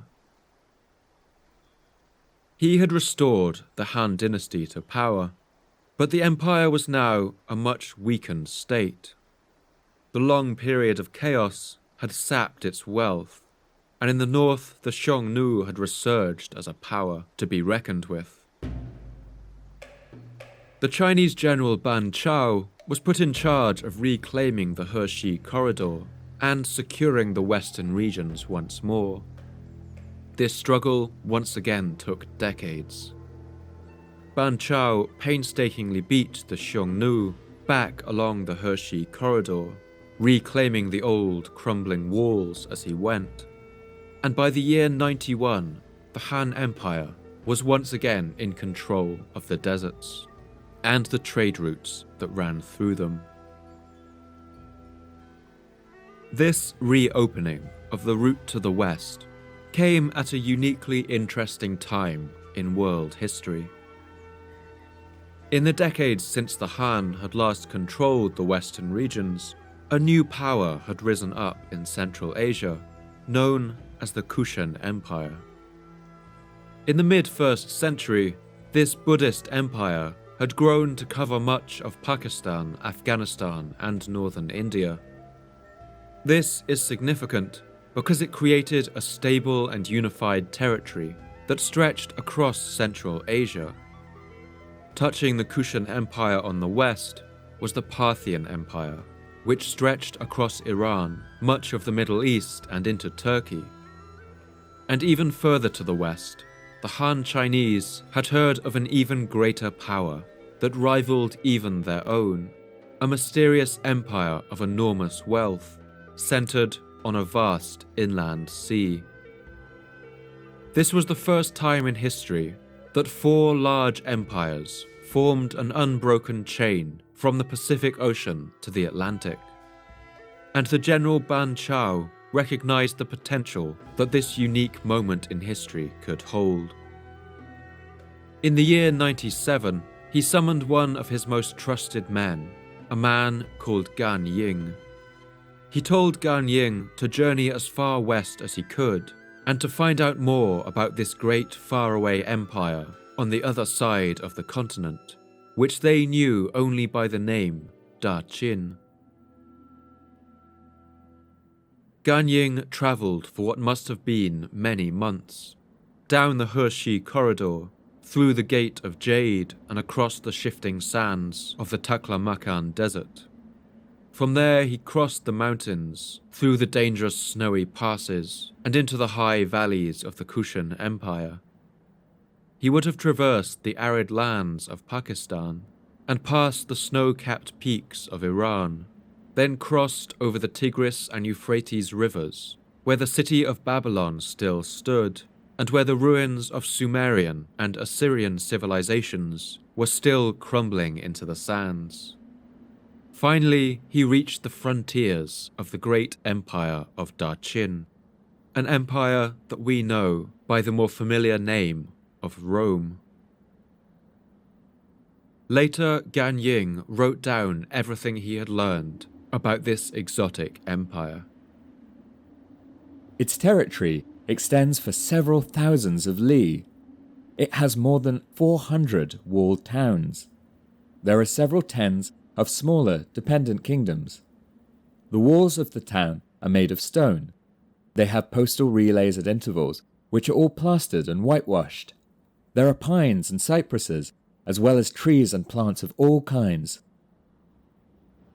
Gan Ying made detailed notes about the customs and ways of the Romans, which seem to have greatly impressed him. They shave their heads, and their clothes are embroidered.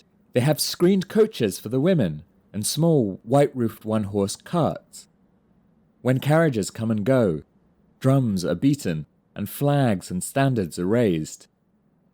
He was also amazed to hear about the system for appointing Roman emperors, although it does seem that the Romans gave him a slightly sanitized version of their political system. Their kings are not permanent. They select and appoint the most worthy man. If there are unexpected calamities in the kingdom, he is unceremoniously rejected and replaced. The one who has been dismissed quietly accepts his demotion and is not angry. But Gan Ying never actually made it to the city of Rome. He reached the shores of a sea that may have been either the Mediterranean or the Persian Gulf. There, some Parthian sailors discouraged him from continuing his journey. They gave him this dire warning. If you encounter winds that delay you, it can take 2 years. That is why all the men who go by sea take stores for 3 years. The vast ocean urges men to think of their country and get homesick, and some of them die. It's possible that these Parthians wanted to continue to control the lucrative trade running between Rome and China, and they didn't want any Chinese ambassador cutting out the middleman. But it's also possible that Gan Ying made this story up. Perhaps he was simply tired of his journey and wanted to go home. At the sight of the lapping waves of the Mediterranean, he may simply have decided that he would make something up and head back to his family. After all, who back home would ever know? At this time, Rome and Han faced each other from opposite sides of the Eurasian landmass. They were roughly comparable in size, population, and complexity. While Rome governed an area of about 5 million square kilometers, Han at its height commanded 6 million. While Rome governed nearly 56 million people, Han governed over 60 million. Around the time that Gan Ying made his epic journey across the continent, it's thought that half of all humans on Earth lived in either the Roman or Han empires. Gan Ying was perhaps the first recorded man to travel the entire length of a route that would be of enormous importance for the history of the world. This would become known as the Silk Road, named after the Chinese silk that poured along it in such vast quantities. It became a highway connecting the East and the West, and would later spread inventions like gunpowder, paper, porcelain, and the compass right around the world. The opening of the Silk Road was one of Han China's enduring achievements. But already the storm clouds were gathering. The days of the Han Empire were numbered, and the reason for this would be found not in the barren wastes of the north, but in the very heart of the empire. In fact, within the capital and the imperial palace itself.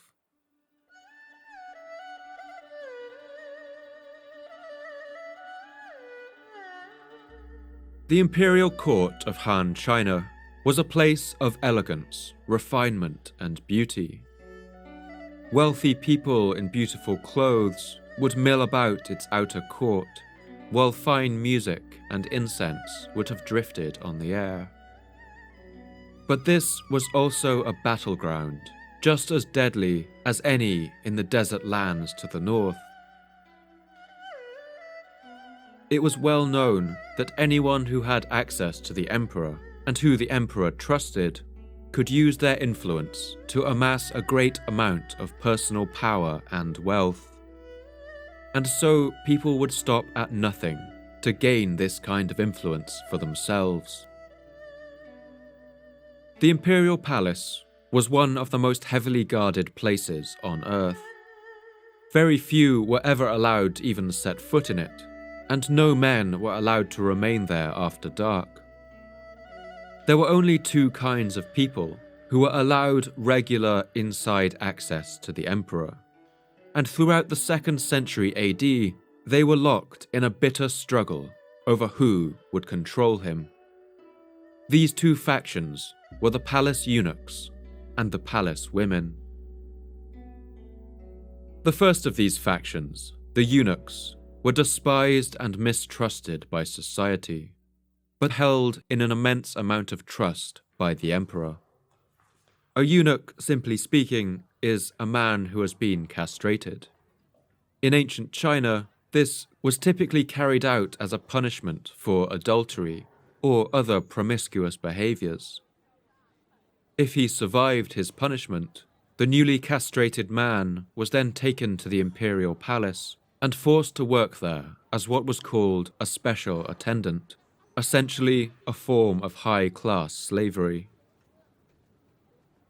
In less common cases, a man volunteered to become a eunuch in exchange for the secure position in the palace staff. There were a number of reasons why eunuchs were prized as imperial servants. One reason was the sexual jealousy of the emperors. With multiple wives and consorts, it was considered too risky to have uncastrated male guards and attendants in their vicinity.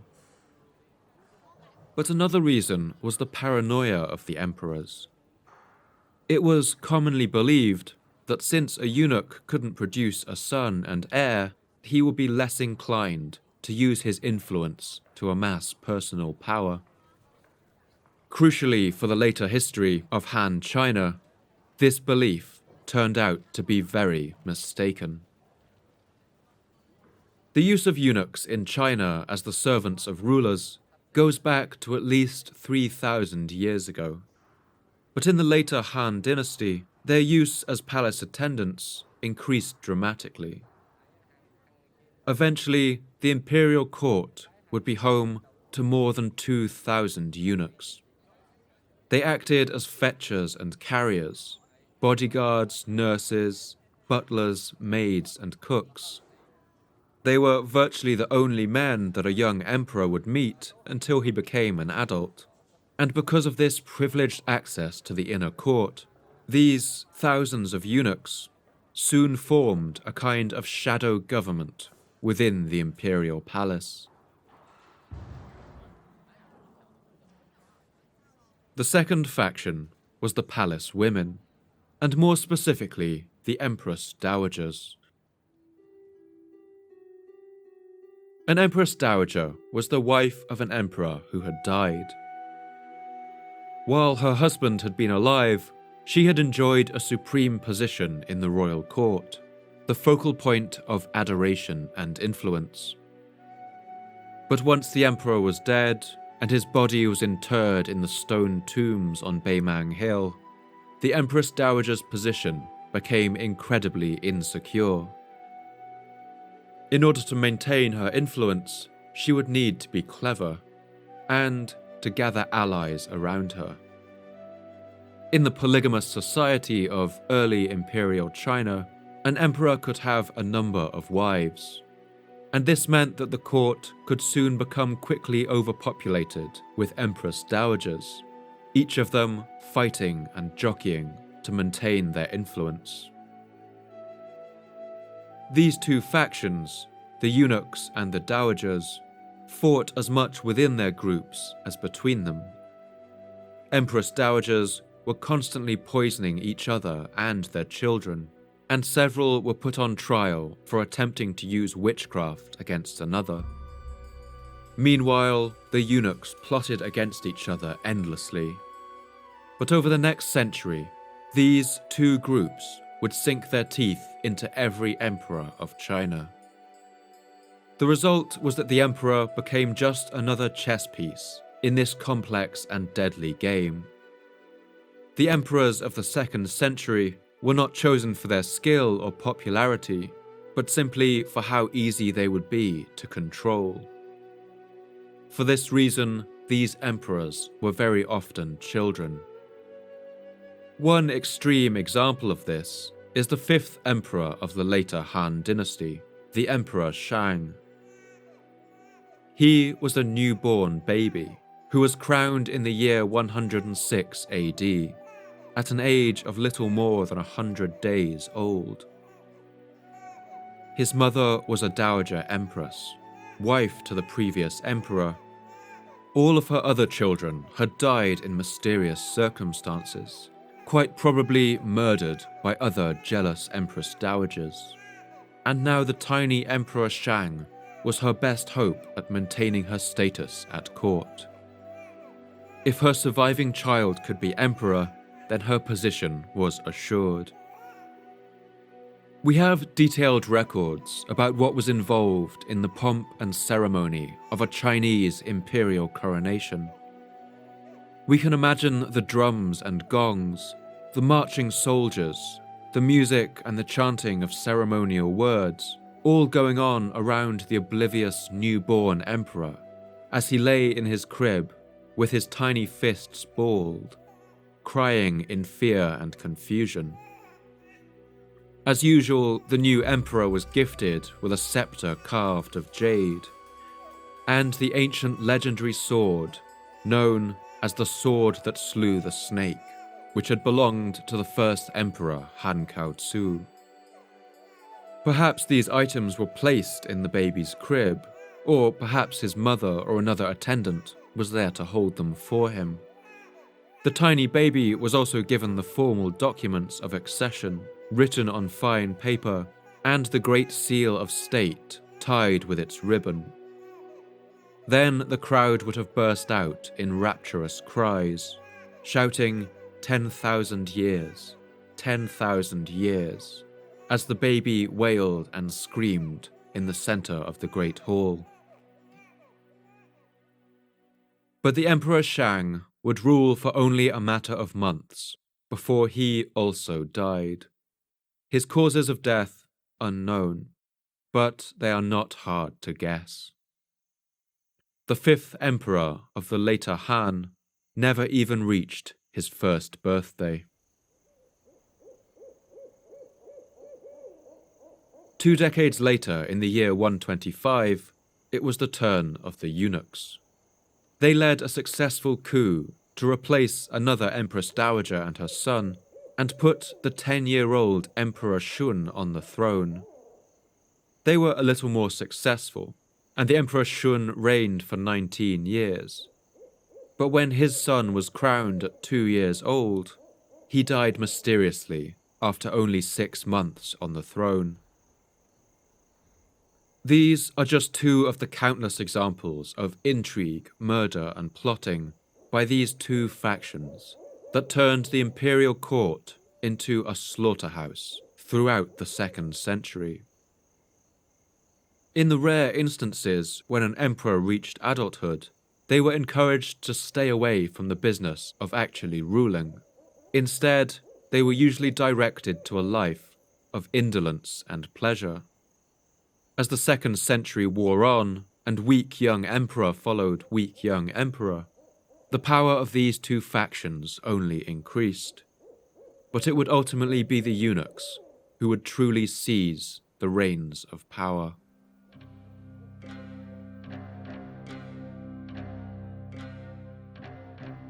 In the year 159, a group of eunuchs at court were even granted royal titles. 7 years after that, university students in Luoyang took to the streets to protest against the corrupt officials in the government.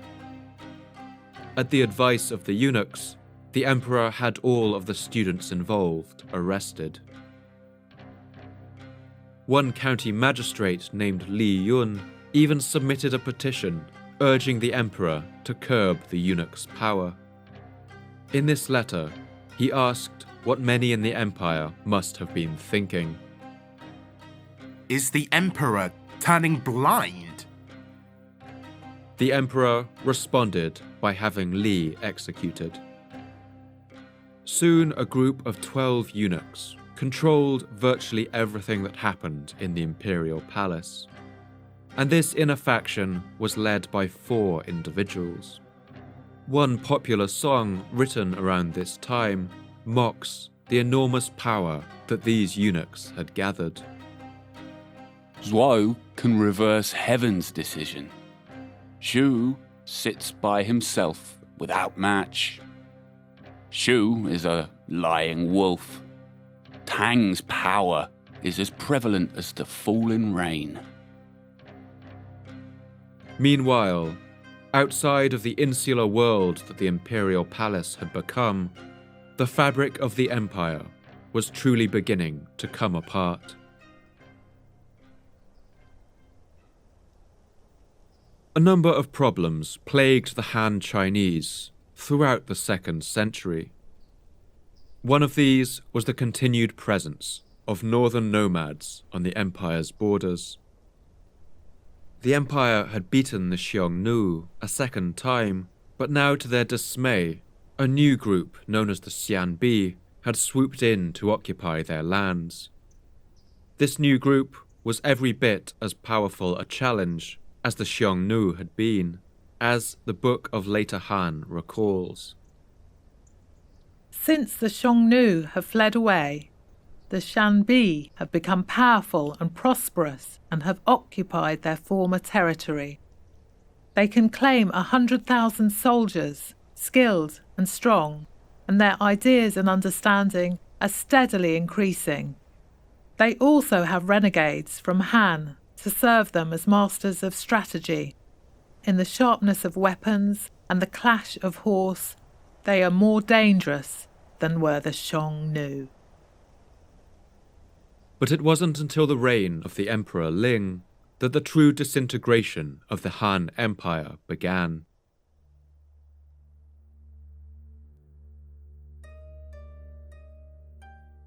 Ling was a model specimen of the kind of young, lazy ruler that had become the norm for Imperial China. He came to the throne at the age of 12, put in place by one powerful Empress Dowager. The Emperor Ling was brought up by the eunuchs at court, now led by 2 named Zhao Zhong and Zhang Rang. They had so much influence over his upbringing that the Book of Han recalls the young emperor making this statement. Regular attendant Zhang is my father. Regular attendant Zhao is my mother. When he came of age, the Emperor Ling was more inclined to spend time with his palace women than actually run the state. He especially enjoyed creating role-playing scenarios to engage in with his beautiful consorts, as recorded in the Book of Later Han. The emperor ordered a market set up in the harem apartments and had all his women trade there. They robbed and fought one another, and the emperor dressed as a peddler, joined with the crowd and drank wine and feasted with them. Ling was also financially irresponsible and increased the burden of taxation on the people to fund his lavish lifestyle. The emperor was in the habit of laying by money and treasure for himself. He arranged that all valuable goods from the empire and all tribute sent in from the commanderies and kingdoms went first to the inner palace. He took a share for himself and called it his commission. Hatred of this corruption spawned peasant rebellions, which quickly emptied the imperial treasury. Increasingly strapped for cash, the empire began offering minor titles and positions to its wealthiest citizens in exchange for payment. This was a short-term measure to fund the armies that were needed to put down the rebellions. But since the rebellions were in protest against corruption in the first place, this policy had the effect of pouring gasoline on a fire. Matters were made considerably worse by the Emperor Ling, who started selling high political offices for money. Even the position of chief of police in the imperial capital was put up for sale. This policy severely damaged both the effectiveness and the legitimacy of the Han civil service. Corruption now trickled down to every level, from the royal court to the lowest officials, as the Book of Later Han recalls. During the reign of Emperor Ling, the inspectors of provinces and the heads of commanderies and kingdoms were greedy as jackals and tigers, oppressing the people in most cruel and ruthless fashion. Most of these rebellions were easily put down, but as the decades wore on, along with the simmering intrigue in the imperial court, the rebellions got worse. Some of these became truly enormous, and perhaps the worst of these was the rebellion of the Qian people. The Qian were an ethnic minority who lived in the mountainous regions of the Tibetan Plateau, in a province known as Liang, an arid and rocky place in the northwest of China. Liang has its back to the Tibetan mountains in the west and south, and stares out into the Gobi Desert to the north. It was the gate to the Hexi corridor, and the staging ground for caravans setting out through the deserts. The Qian were a hardy people who herded yak and lived in fortress villages in the stony hills, cultivating narrow plains along creeks and mountain terraces. They built strong houses from granite field stones and tall, narrow stone watchtowers to defend from attacks. The first Qian rebellions were put down easily by the empire, but they were only the first in a long line of revolts that would be a thorn in the side of Imperial China for the rest of the Han Dynasty. By the middle of the 2nd century, the Qian rebellions had reached such a pitch that the empire was considering extreme measures that we today would recognize as ethnic cleansing, as this letter from one general to the emperor shows. If I have 5,000 cavalry and 10,000 foot soldiers with 3,000 carts for baggage, in 3 winters and 2 summers, I can break these people and settle them. The emperor gave his permission for the campaign, and a year later, the general wrote back triumphantly. After just 1 year, with less than half the money expended, the remnant enemy are reduced to ashes and are on the point of total destruction. These cruel reprisals against the empire's ethnic minorities only hardened the hearts of the common people. Before long, the state was locked in a number of rolling insurgencies in the west, which combined with the peasant rebellions in the east to further sap its strength. And combined with these were also a new kind of rebellion, one that the Chinese authorities were completely unprepared to deal with. These were the devout religious crusades of the Yellow Turbans.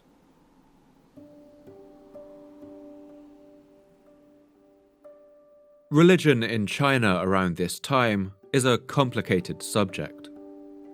In the royal court, the most influential ideology was Confucianism.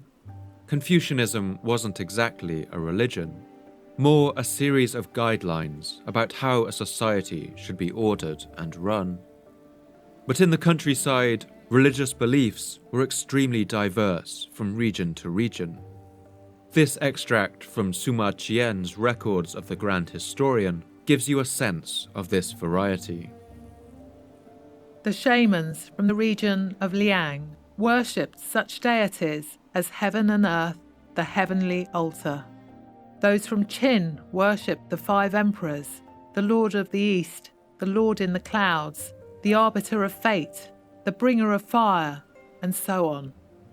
The shamans of Cheng worshipped the gods below the hall, ancestor of shamans, and the giver of gruel.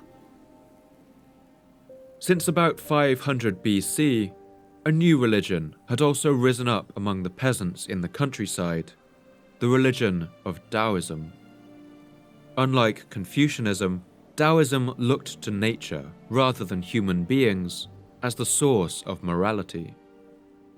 It was a vision of a human society that conformed to the Tao, or the Way, the essential unifying element of all that exists. Around the year 180 AD, about 12 years into the reign of the Emperor Ling, a Taoist religious order was formed, known as the Taiping sect. It was led by a man named Zhang Xiao, who claimed he had the power to heal the sick. The historian Yu Huan regards these practices with particular contempt. Such procedures did nothing to cure sickness. They were simply false and evil. Petty fellows, however, stupid and confused, were only too eager to follow such teachers. It wasn't long before several imperial officials became concerned about the dedication that Zhang Xiao inspired in his followers. They suggested that the empire should act to crush this new cult. But Emperor Ling, occupied with his harem women and hunting, did nothing. But the religious zealot Zhang Xiao was in fact planning a rebellion.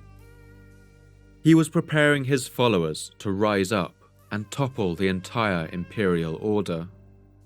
This Taoist mystic had named 36 of his followers as military commanders. He set up a shadow government ready to take over, and even plotted with 2 eunuchs in the palace to overthrow the emperor. When the plot was discovered, the emperor realized too late how much power this mystic had gained, and ordered his arrest. The followers of Zhang Xiao immediately took up arms. They took local garrisons by surprise and swept through the country, capitalizing on the growing resentment people held for their rulers. Each member of this rebellion wore a yellow piece of fabric wrapped around their head, and so they became known as the Yellow Turban Rebellion. The rebellion would ultimately prove a failure. The empire's armies swept into the countryside and put it down with enormous force. Zhang Xiao was eventually killed in the year 184, but the rebellion had a number of lasting effects. The first of these was that the common people no longer trusted the empire to protect them. Villages and towns that had been plundered by the Yellow Turbans now formed their own militias in order to defend themselves. Local governors took on greater powers, and the central power of the empire began to falter. Another effect was the growing influence among the army of a company known as the Liang troops. These were the soldiers that had spent their whole careers up in the tough mountain lands, crushing the constant rebellions of the Qian people. They were battle-hardened, remorseless, and brutal in their methods, and now they were being used not against ethnic minorities like the Qian, but against the empire's own Chinese peasants in the depths of their heartlands. The Liang Company became feared not just among the peasants, but among the other soldiers in the imperial army too, and they began to feel the power that came from that fear. One of the generals leading these Liang troops was a man named Dong Zhuo. He is remembered to history as a fearsome tyrant, a butcher and a sadist, and he would be the final nail in the coffin of the empire of the Han.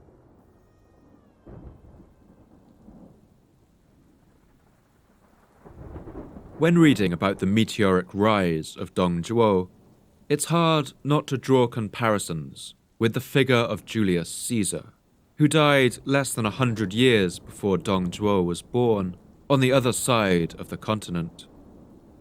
Like Caesar, Dong Zhuo believed in the ruthless application of power, and he was a man who understood how power really operated. Dong Zhuo was born in Lintao, in Liang province, that same arid, rocky land where the Qian people refused to bow to the empire. It was an unforgiving landscape that gave birth to this unforgiving man. As Dong Zhuo grew up, he would have seen many rebellions put down with brutality.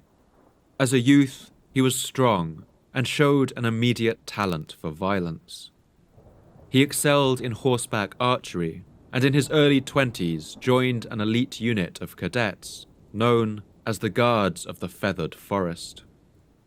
These were one of the units tasked with guarding the emperor. He spent some months in the imperial capital, and it's here that Dong Zhuo must have got his first taste of the power and prestige of the emperor. And perhaps it's here that he first dreamed of one day getting a morsel of that power for himself. Less than a year into his time in the capital, in 166 AD, another Qian rebellion burst out, and he was sent back to his homeland along with the other Guards of the Feathered Forest to crush those who defied the empire. The campaign would have been bloody and brutal, burning down villages and doling out collective punishments to civilian populations. We don't know the exact details of Dong Zhuo's involvement, but we do know that he sufficiently impressed his superiors that he was rewarded with 9,000 rolls of fine silk. Never one to miss an opportunity to increase his men's loyalty, Dong Zhuo insisted that the silks should be shared with every one of his soldiers. In the early 180s, when the Yellow Turban Rebellion sprang up, Dong Zhuo was put in charge of a large and battle-hardened army of those most feared Liang troops. For his services during that campaign, Dong Zhuo was given the title, the General Who Smashes the Cowards. He was offered a position as the governor of a large province, but he refused. His power had now grown to such an extent that he dreamed of even larger things. He returned to the rocky hills of Liang province, along with his army, and continued to exercise their brutality on the Qian people. The power that Dong Zhuo held over the Liang troops seems to have worried some people at the imperial court. At one point they summoned him to the capital in order to take up office as the minister steward.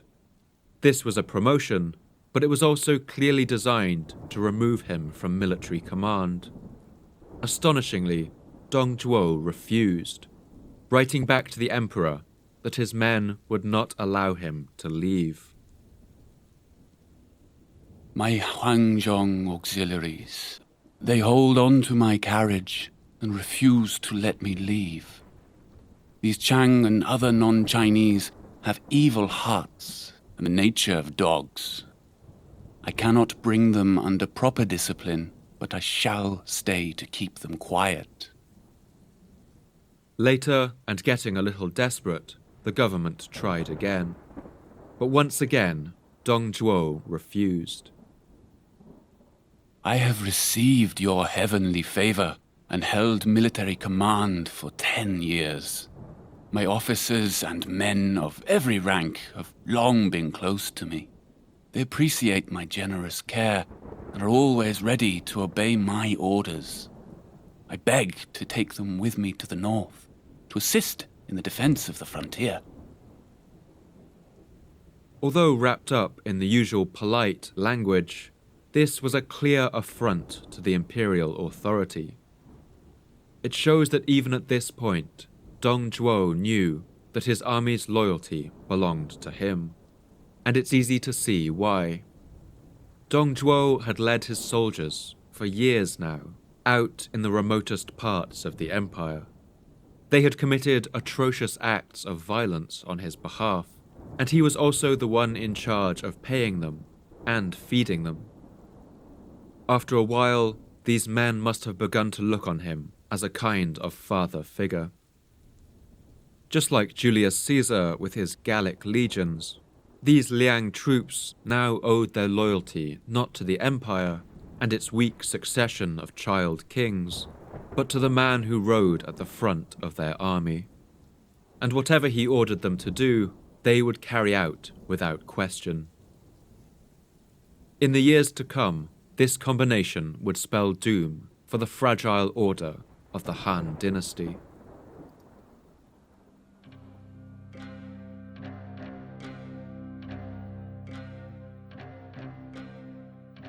During the final years of the reign of Emperor Ling, the Book of Later Han records a number of dark omens beginning to appear.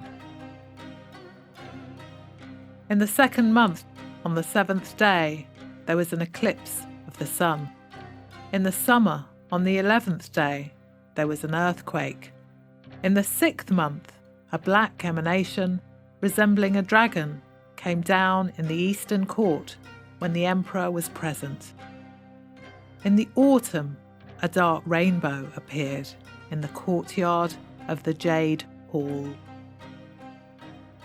The emperor immediately summoned his wise men and counselors, but their advice was not encouraging. They were asked how these omens and strange occurrences might be halted. One replied, "When heaven sends a rainbow, all the world is angry and all within the seas is in confusion. A period of 400 years of government is reaching its end. Now a gang of concubines and eunuchs have combined to dominate the court, and they cheat and deceive your celestial intelligence. I wish your majesty might be hard-hearted enough to get rid of these evil associates." When the emperor heard this, he's said to have simply turned his back and sighed. These wise men were put in prison. They were later exiled, and the palace eunuchs arranged for them to be assassinated on the road. By this time, the eunuchs were despised by just about all the people of the empire.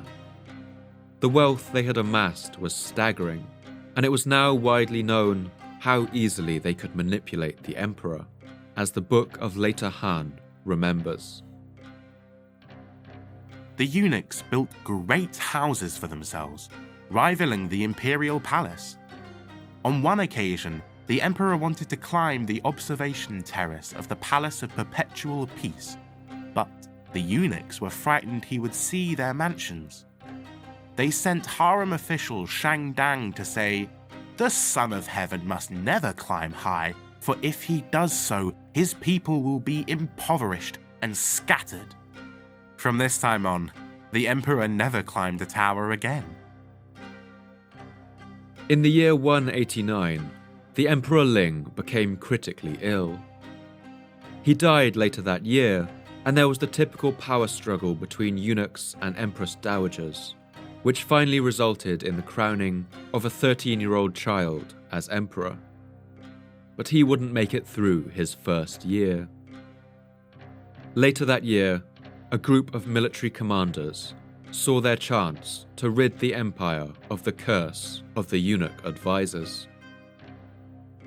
Among these commanders was the ruthless tyrant of Liang, the fearsome general Dong Zhuo. When he received the message asking him to become part of the plot, Dong Zhuo responded with glee. The regular attendant, Xiangrang, and his eunuch fellows have corrupted and disrupted all within the seas. Though it is painful to burst an abscess, it is better than a malignant tumour. I now sound the bells and drums of punishment and march to Luoyang, and I ask permission to clear away all evil and wrongdoing. Dong Zhuo arrived outside the capital of Luoyang in time to see flames rising over the city's southern palace. His co-conspirators had already struck, storming the city. The eunuchs were slaughtered in their mansions, along with many young attendants, killed simply because they hadn't yet grown beards and were therefore mistaken for eunuchs. Stories are even recorded of palace officials stripping off their clothes so that the soldiers could see that they were not castrated. Other members of the government fled the palace and went into exile. One group of eunuchs tried to kidnap the boy Emperor Shao and his brother, and tried to flee into the hills, but Dong Zhuo's soldiers caught up with them. The eunuchs killed themselves by jumping into a river, and the two princes were brought back to the capital. This was a military coup, and Dong Zhuo was now the true power in the empire. Dong Zhuo occupied Luoyang, but he was afraid that the combined force of the imperial armies could still oust him. In order to make his forces seem stronger than they were, each night he ordered half of his men to leave the city in secret, and then return by daylight to great fanfare. This made it appear that he was constantly receiving reinforcements. 3 days after capturing Luoyang, Dong Zhuo deposed the young Emperor Shao. He was 13 years old, only a few years from becoming a man in his own right, and at that point he may have become difficult to control. Instead, Dong Zhuo set his younger 8-year-old half-brother on the throne, crowning him as the Emperor Qian. He would be the last emperor of the Han Age.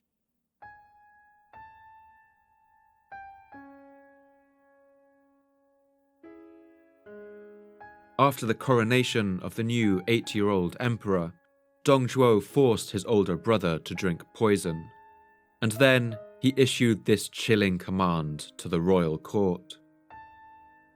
Any person who seeks to impede the grand design will be dealt with by military law.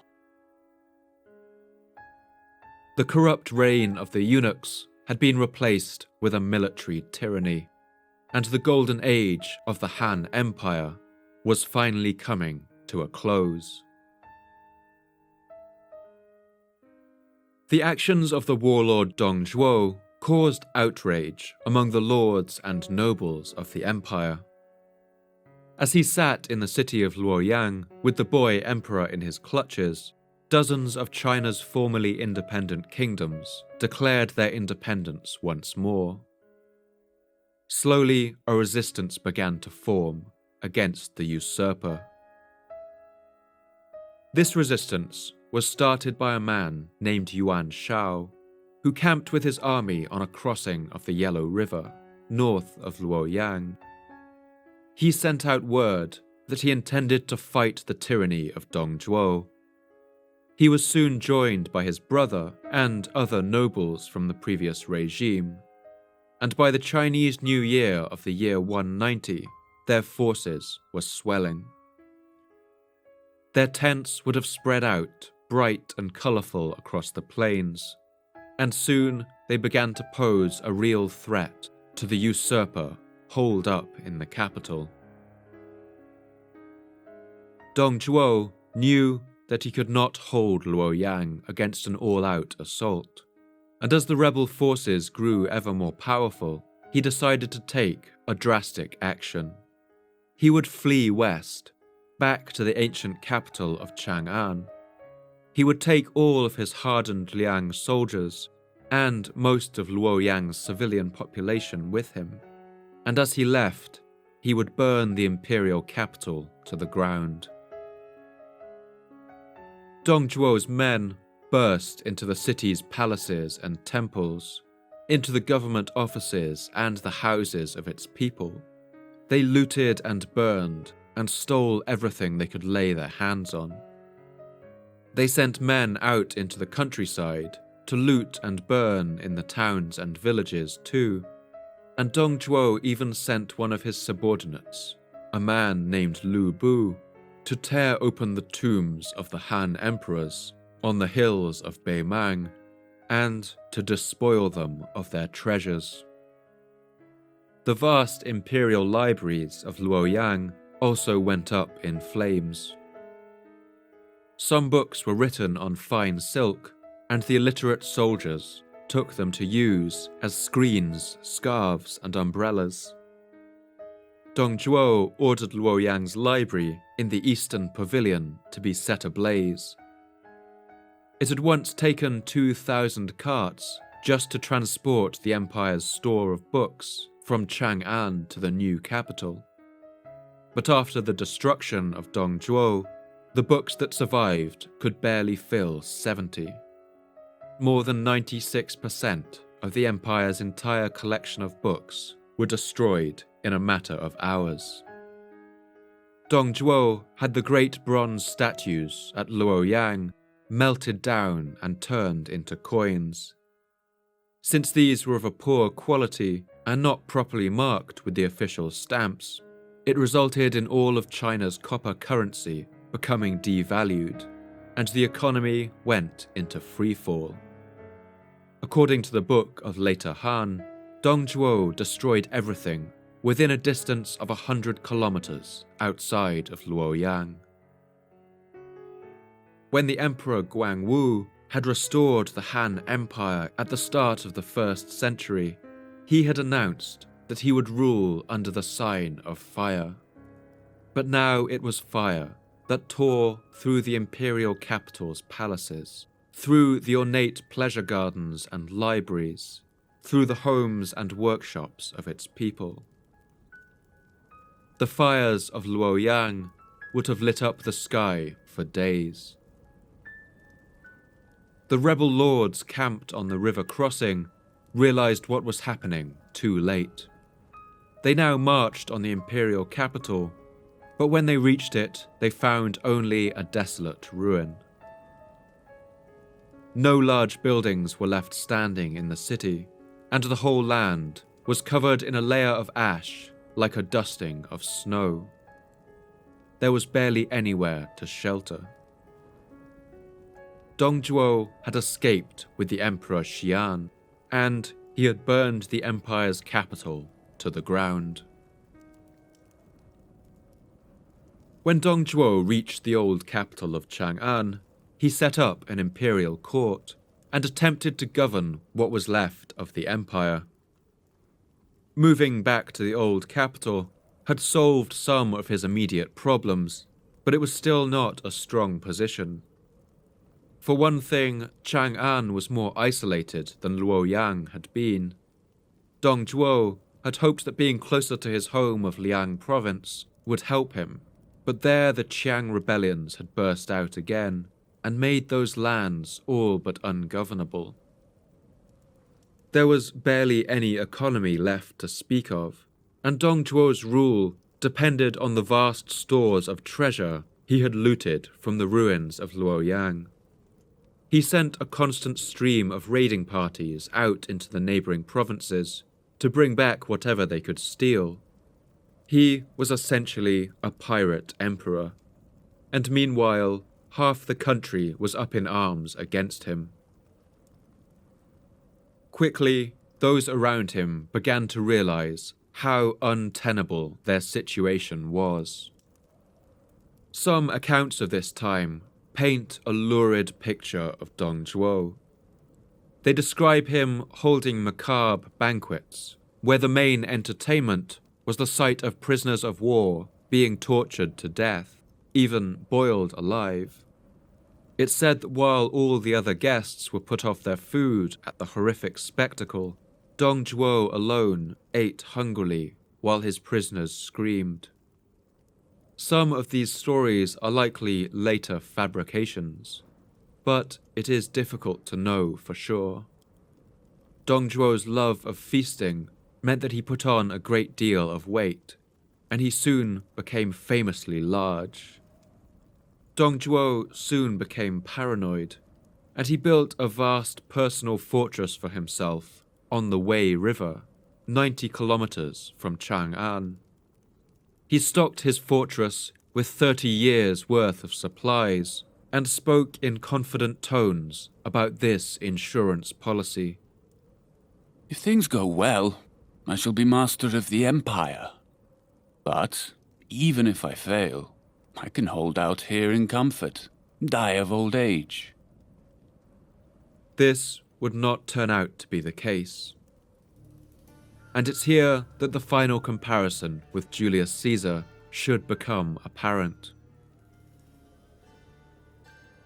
On the 22nd of May in the year 192, one of his bodyguards, a man named Lu Bu, decided that enough was enough.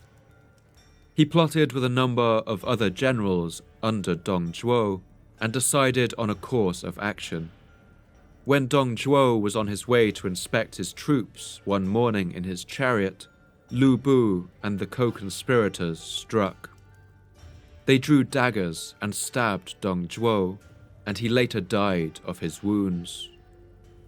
Lu Bu and the other plotters followed up this act by killing all of Dong Zhuo's family and supporters, both in Chang'an and in his fortress on the River Wei. Dong Zhuo's body was left in the street, and it's said that his killers mocked him by putting a candle wick in his belly button and lighting it. He's said to have been so large at the time of his death that the candle burned for days on the fat of his stomach.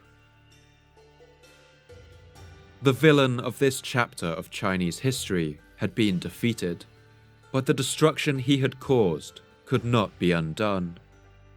The boy Emperor Qian, by that point only 11 years old, passed between the hands of the various warlords who fought for control of Chang'an after Dong Zhuo had died. Early in the year 195, two of these rival chieftains burned down the imperial palace at Chang'an while fighting over who would control the capital. Now both of China's imperial cities lay in ruins. Later that year, at the age of 14, the Emperor Qian managed to escape Chang'an, sneaking through the gates in disguise with a select few attendants. They fled back across the country, travelling by ox cart, evading the roaming bands of bandits and the raiding parties of the warlords that were even now beginning to tear China apart. The historian Wei Shu recalls that on this journey, the child emperor no longer held any respect among the men who guarded him. When the Son of Heaven met with his ministers, common soldiers hid in the bushes to watch, pushing and jostling one another to make a laugh. When he finally reached his once beautiful home of Luoyang, the Emperor Qian must have experienced something similar to the feeling described by the poet Cao Zhi, which opened this episode, when he crested the hills of Mang and saw the blackened ruin of the imperial capital stretch out beneath him. By this point, Luoyang had been a ruin for 5 years. Brambles and ivy would already be growing over the blackened stones of the city's palaces. The young Emperor Qian and his attendants tried to move back into the ruins of the palace. They made some repairs to a small part of the imperial residence, rendering them just about habitable, kicking among the broken stones and heaps of ash, the human remains still scattering the palace halls and the blackened skeletons of the buildings. Thick mats of thorns grew among the wreckage of the buildings. The emperor's attendants spent their days foraging for wild grains among the ruined buildings. Some of them starved, and others were killed by hungry, lawless people who were still trying to eke out a living among the ruins.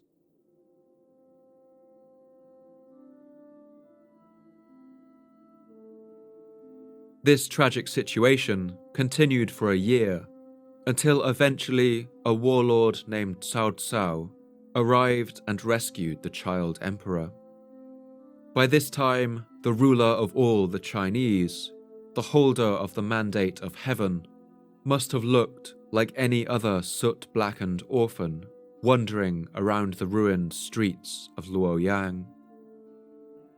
This general Cao Cao made one last attempt to reunify China under the restored name of Han, and he came close. But he was defeated at the Battle of Red Cliff in the winter of the year 208. The Battle of Red Cliff involved around 300,000 soldiers on the waters and the banks of the Yangtze River, and it has been called the largest naval battle in history. Cao Cao's failure confirmed the end of the Han Dynasty. China was now divided into 3 kingdoms, and a new age of history began. The Emperor Qian was treated fairly by the victors. He was made a duke and lived out his life in peace and comfort. The young boy emperor, the last of the Han, died peacefully at the age of 53. The medieval writer Luo Guanzhong, in his medieval historical epic known as the Romance of the 3 Kingdoms, summarizes this period of Chinese history in the following way. The empire, long divided, must unite. Long united must divide. Thus it has ever been. The Han Dynasty had been a remarkably successful ancient empire, but it was brought down by the corruption of its politicians and the power struggles in its royal court. Today, it gives its name to the largest ethnic group in the world, the Han Chinese, who, at 1.3 billion people, make up nearly a fifth of the world's entire population. The divided realm of China would one day reunite under a new emperor, but that is a story for another day.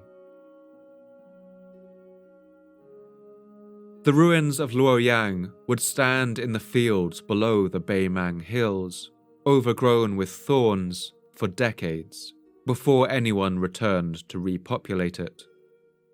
The poet Yang Xuanji paints a beautiful picture of what the ruins of Luoyang must have looked like after the fall of the Han Dynasty. 城郭崩毁，宫室倾覆。 The inner and outer walls had collapsed. The palaces and chambers had fallen down. The monasteries and temples were reduced to ashes. The pagodas and stupas were in ruins. The walls were covered with mugwort. Lanes were lined with thorns. Wild beasts burrowed in overgrown stairways. Mountain birds nested in courtyard trees. Vagrants and herd boys lingered in the avenues. Farmers and old tillers planted broomcorn millet by the twin gateways.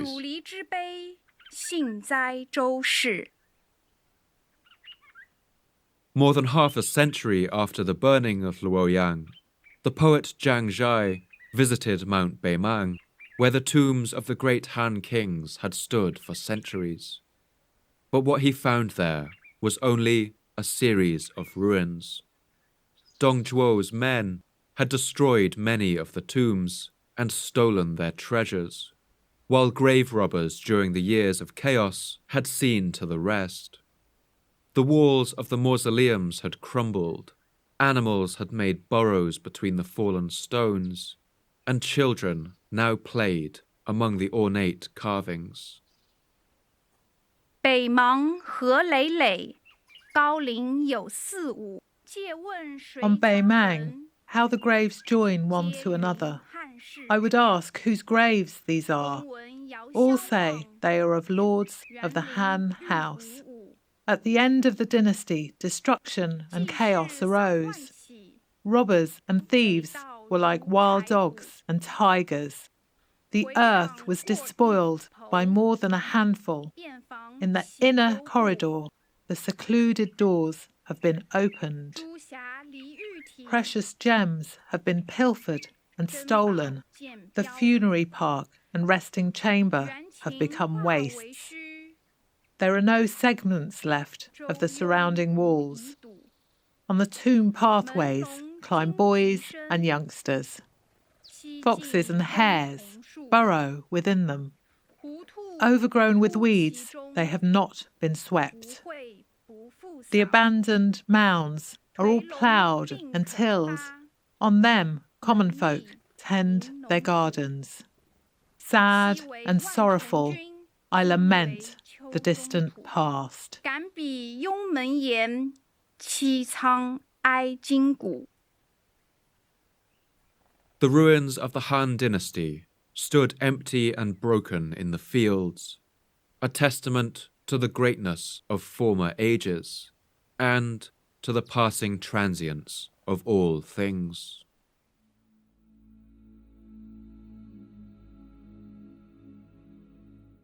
I want to end this episode with some extracts from some of my favourite ancient Chinese poems, known as the 19 Pieces of Old Poetry.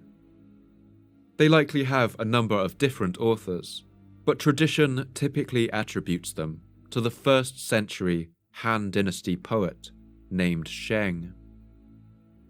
These poems are melancholy meditations on the transience of things. As you listen, try to imagine what it must have felt like to watch the peace and prosperity of your lands torn apart by corruption and greed. Imagine seeing the life you'd known destroyed by the hunger of warlords who profited from death and destruction. Imagine watching the vast stores of the imperial libraries, centuries of accumulated knowledge, going up in flames before your eyes. And watching the leafy city of Luoyang burning, its flames licking at the night sky. Imagine seeing the once great capital of a mighty empire, now reduced to nothing but ashes and smoke, as an age of 400 years comes crashingly, devastatingly to a close.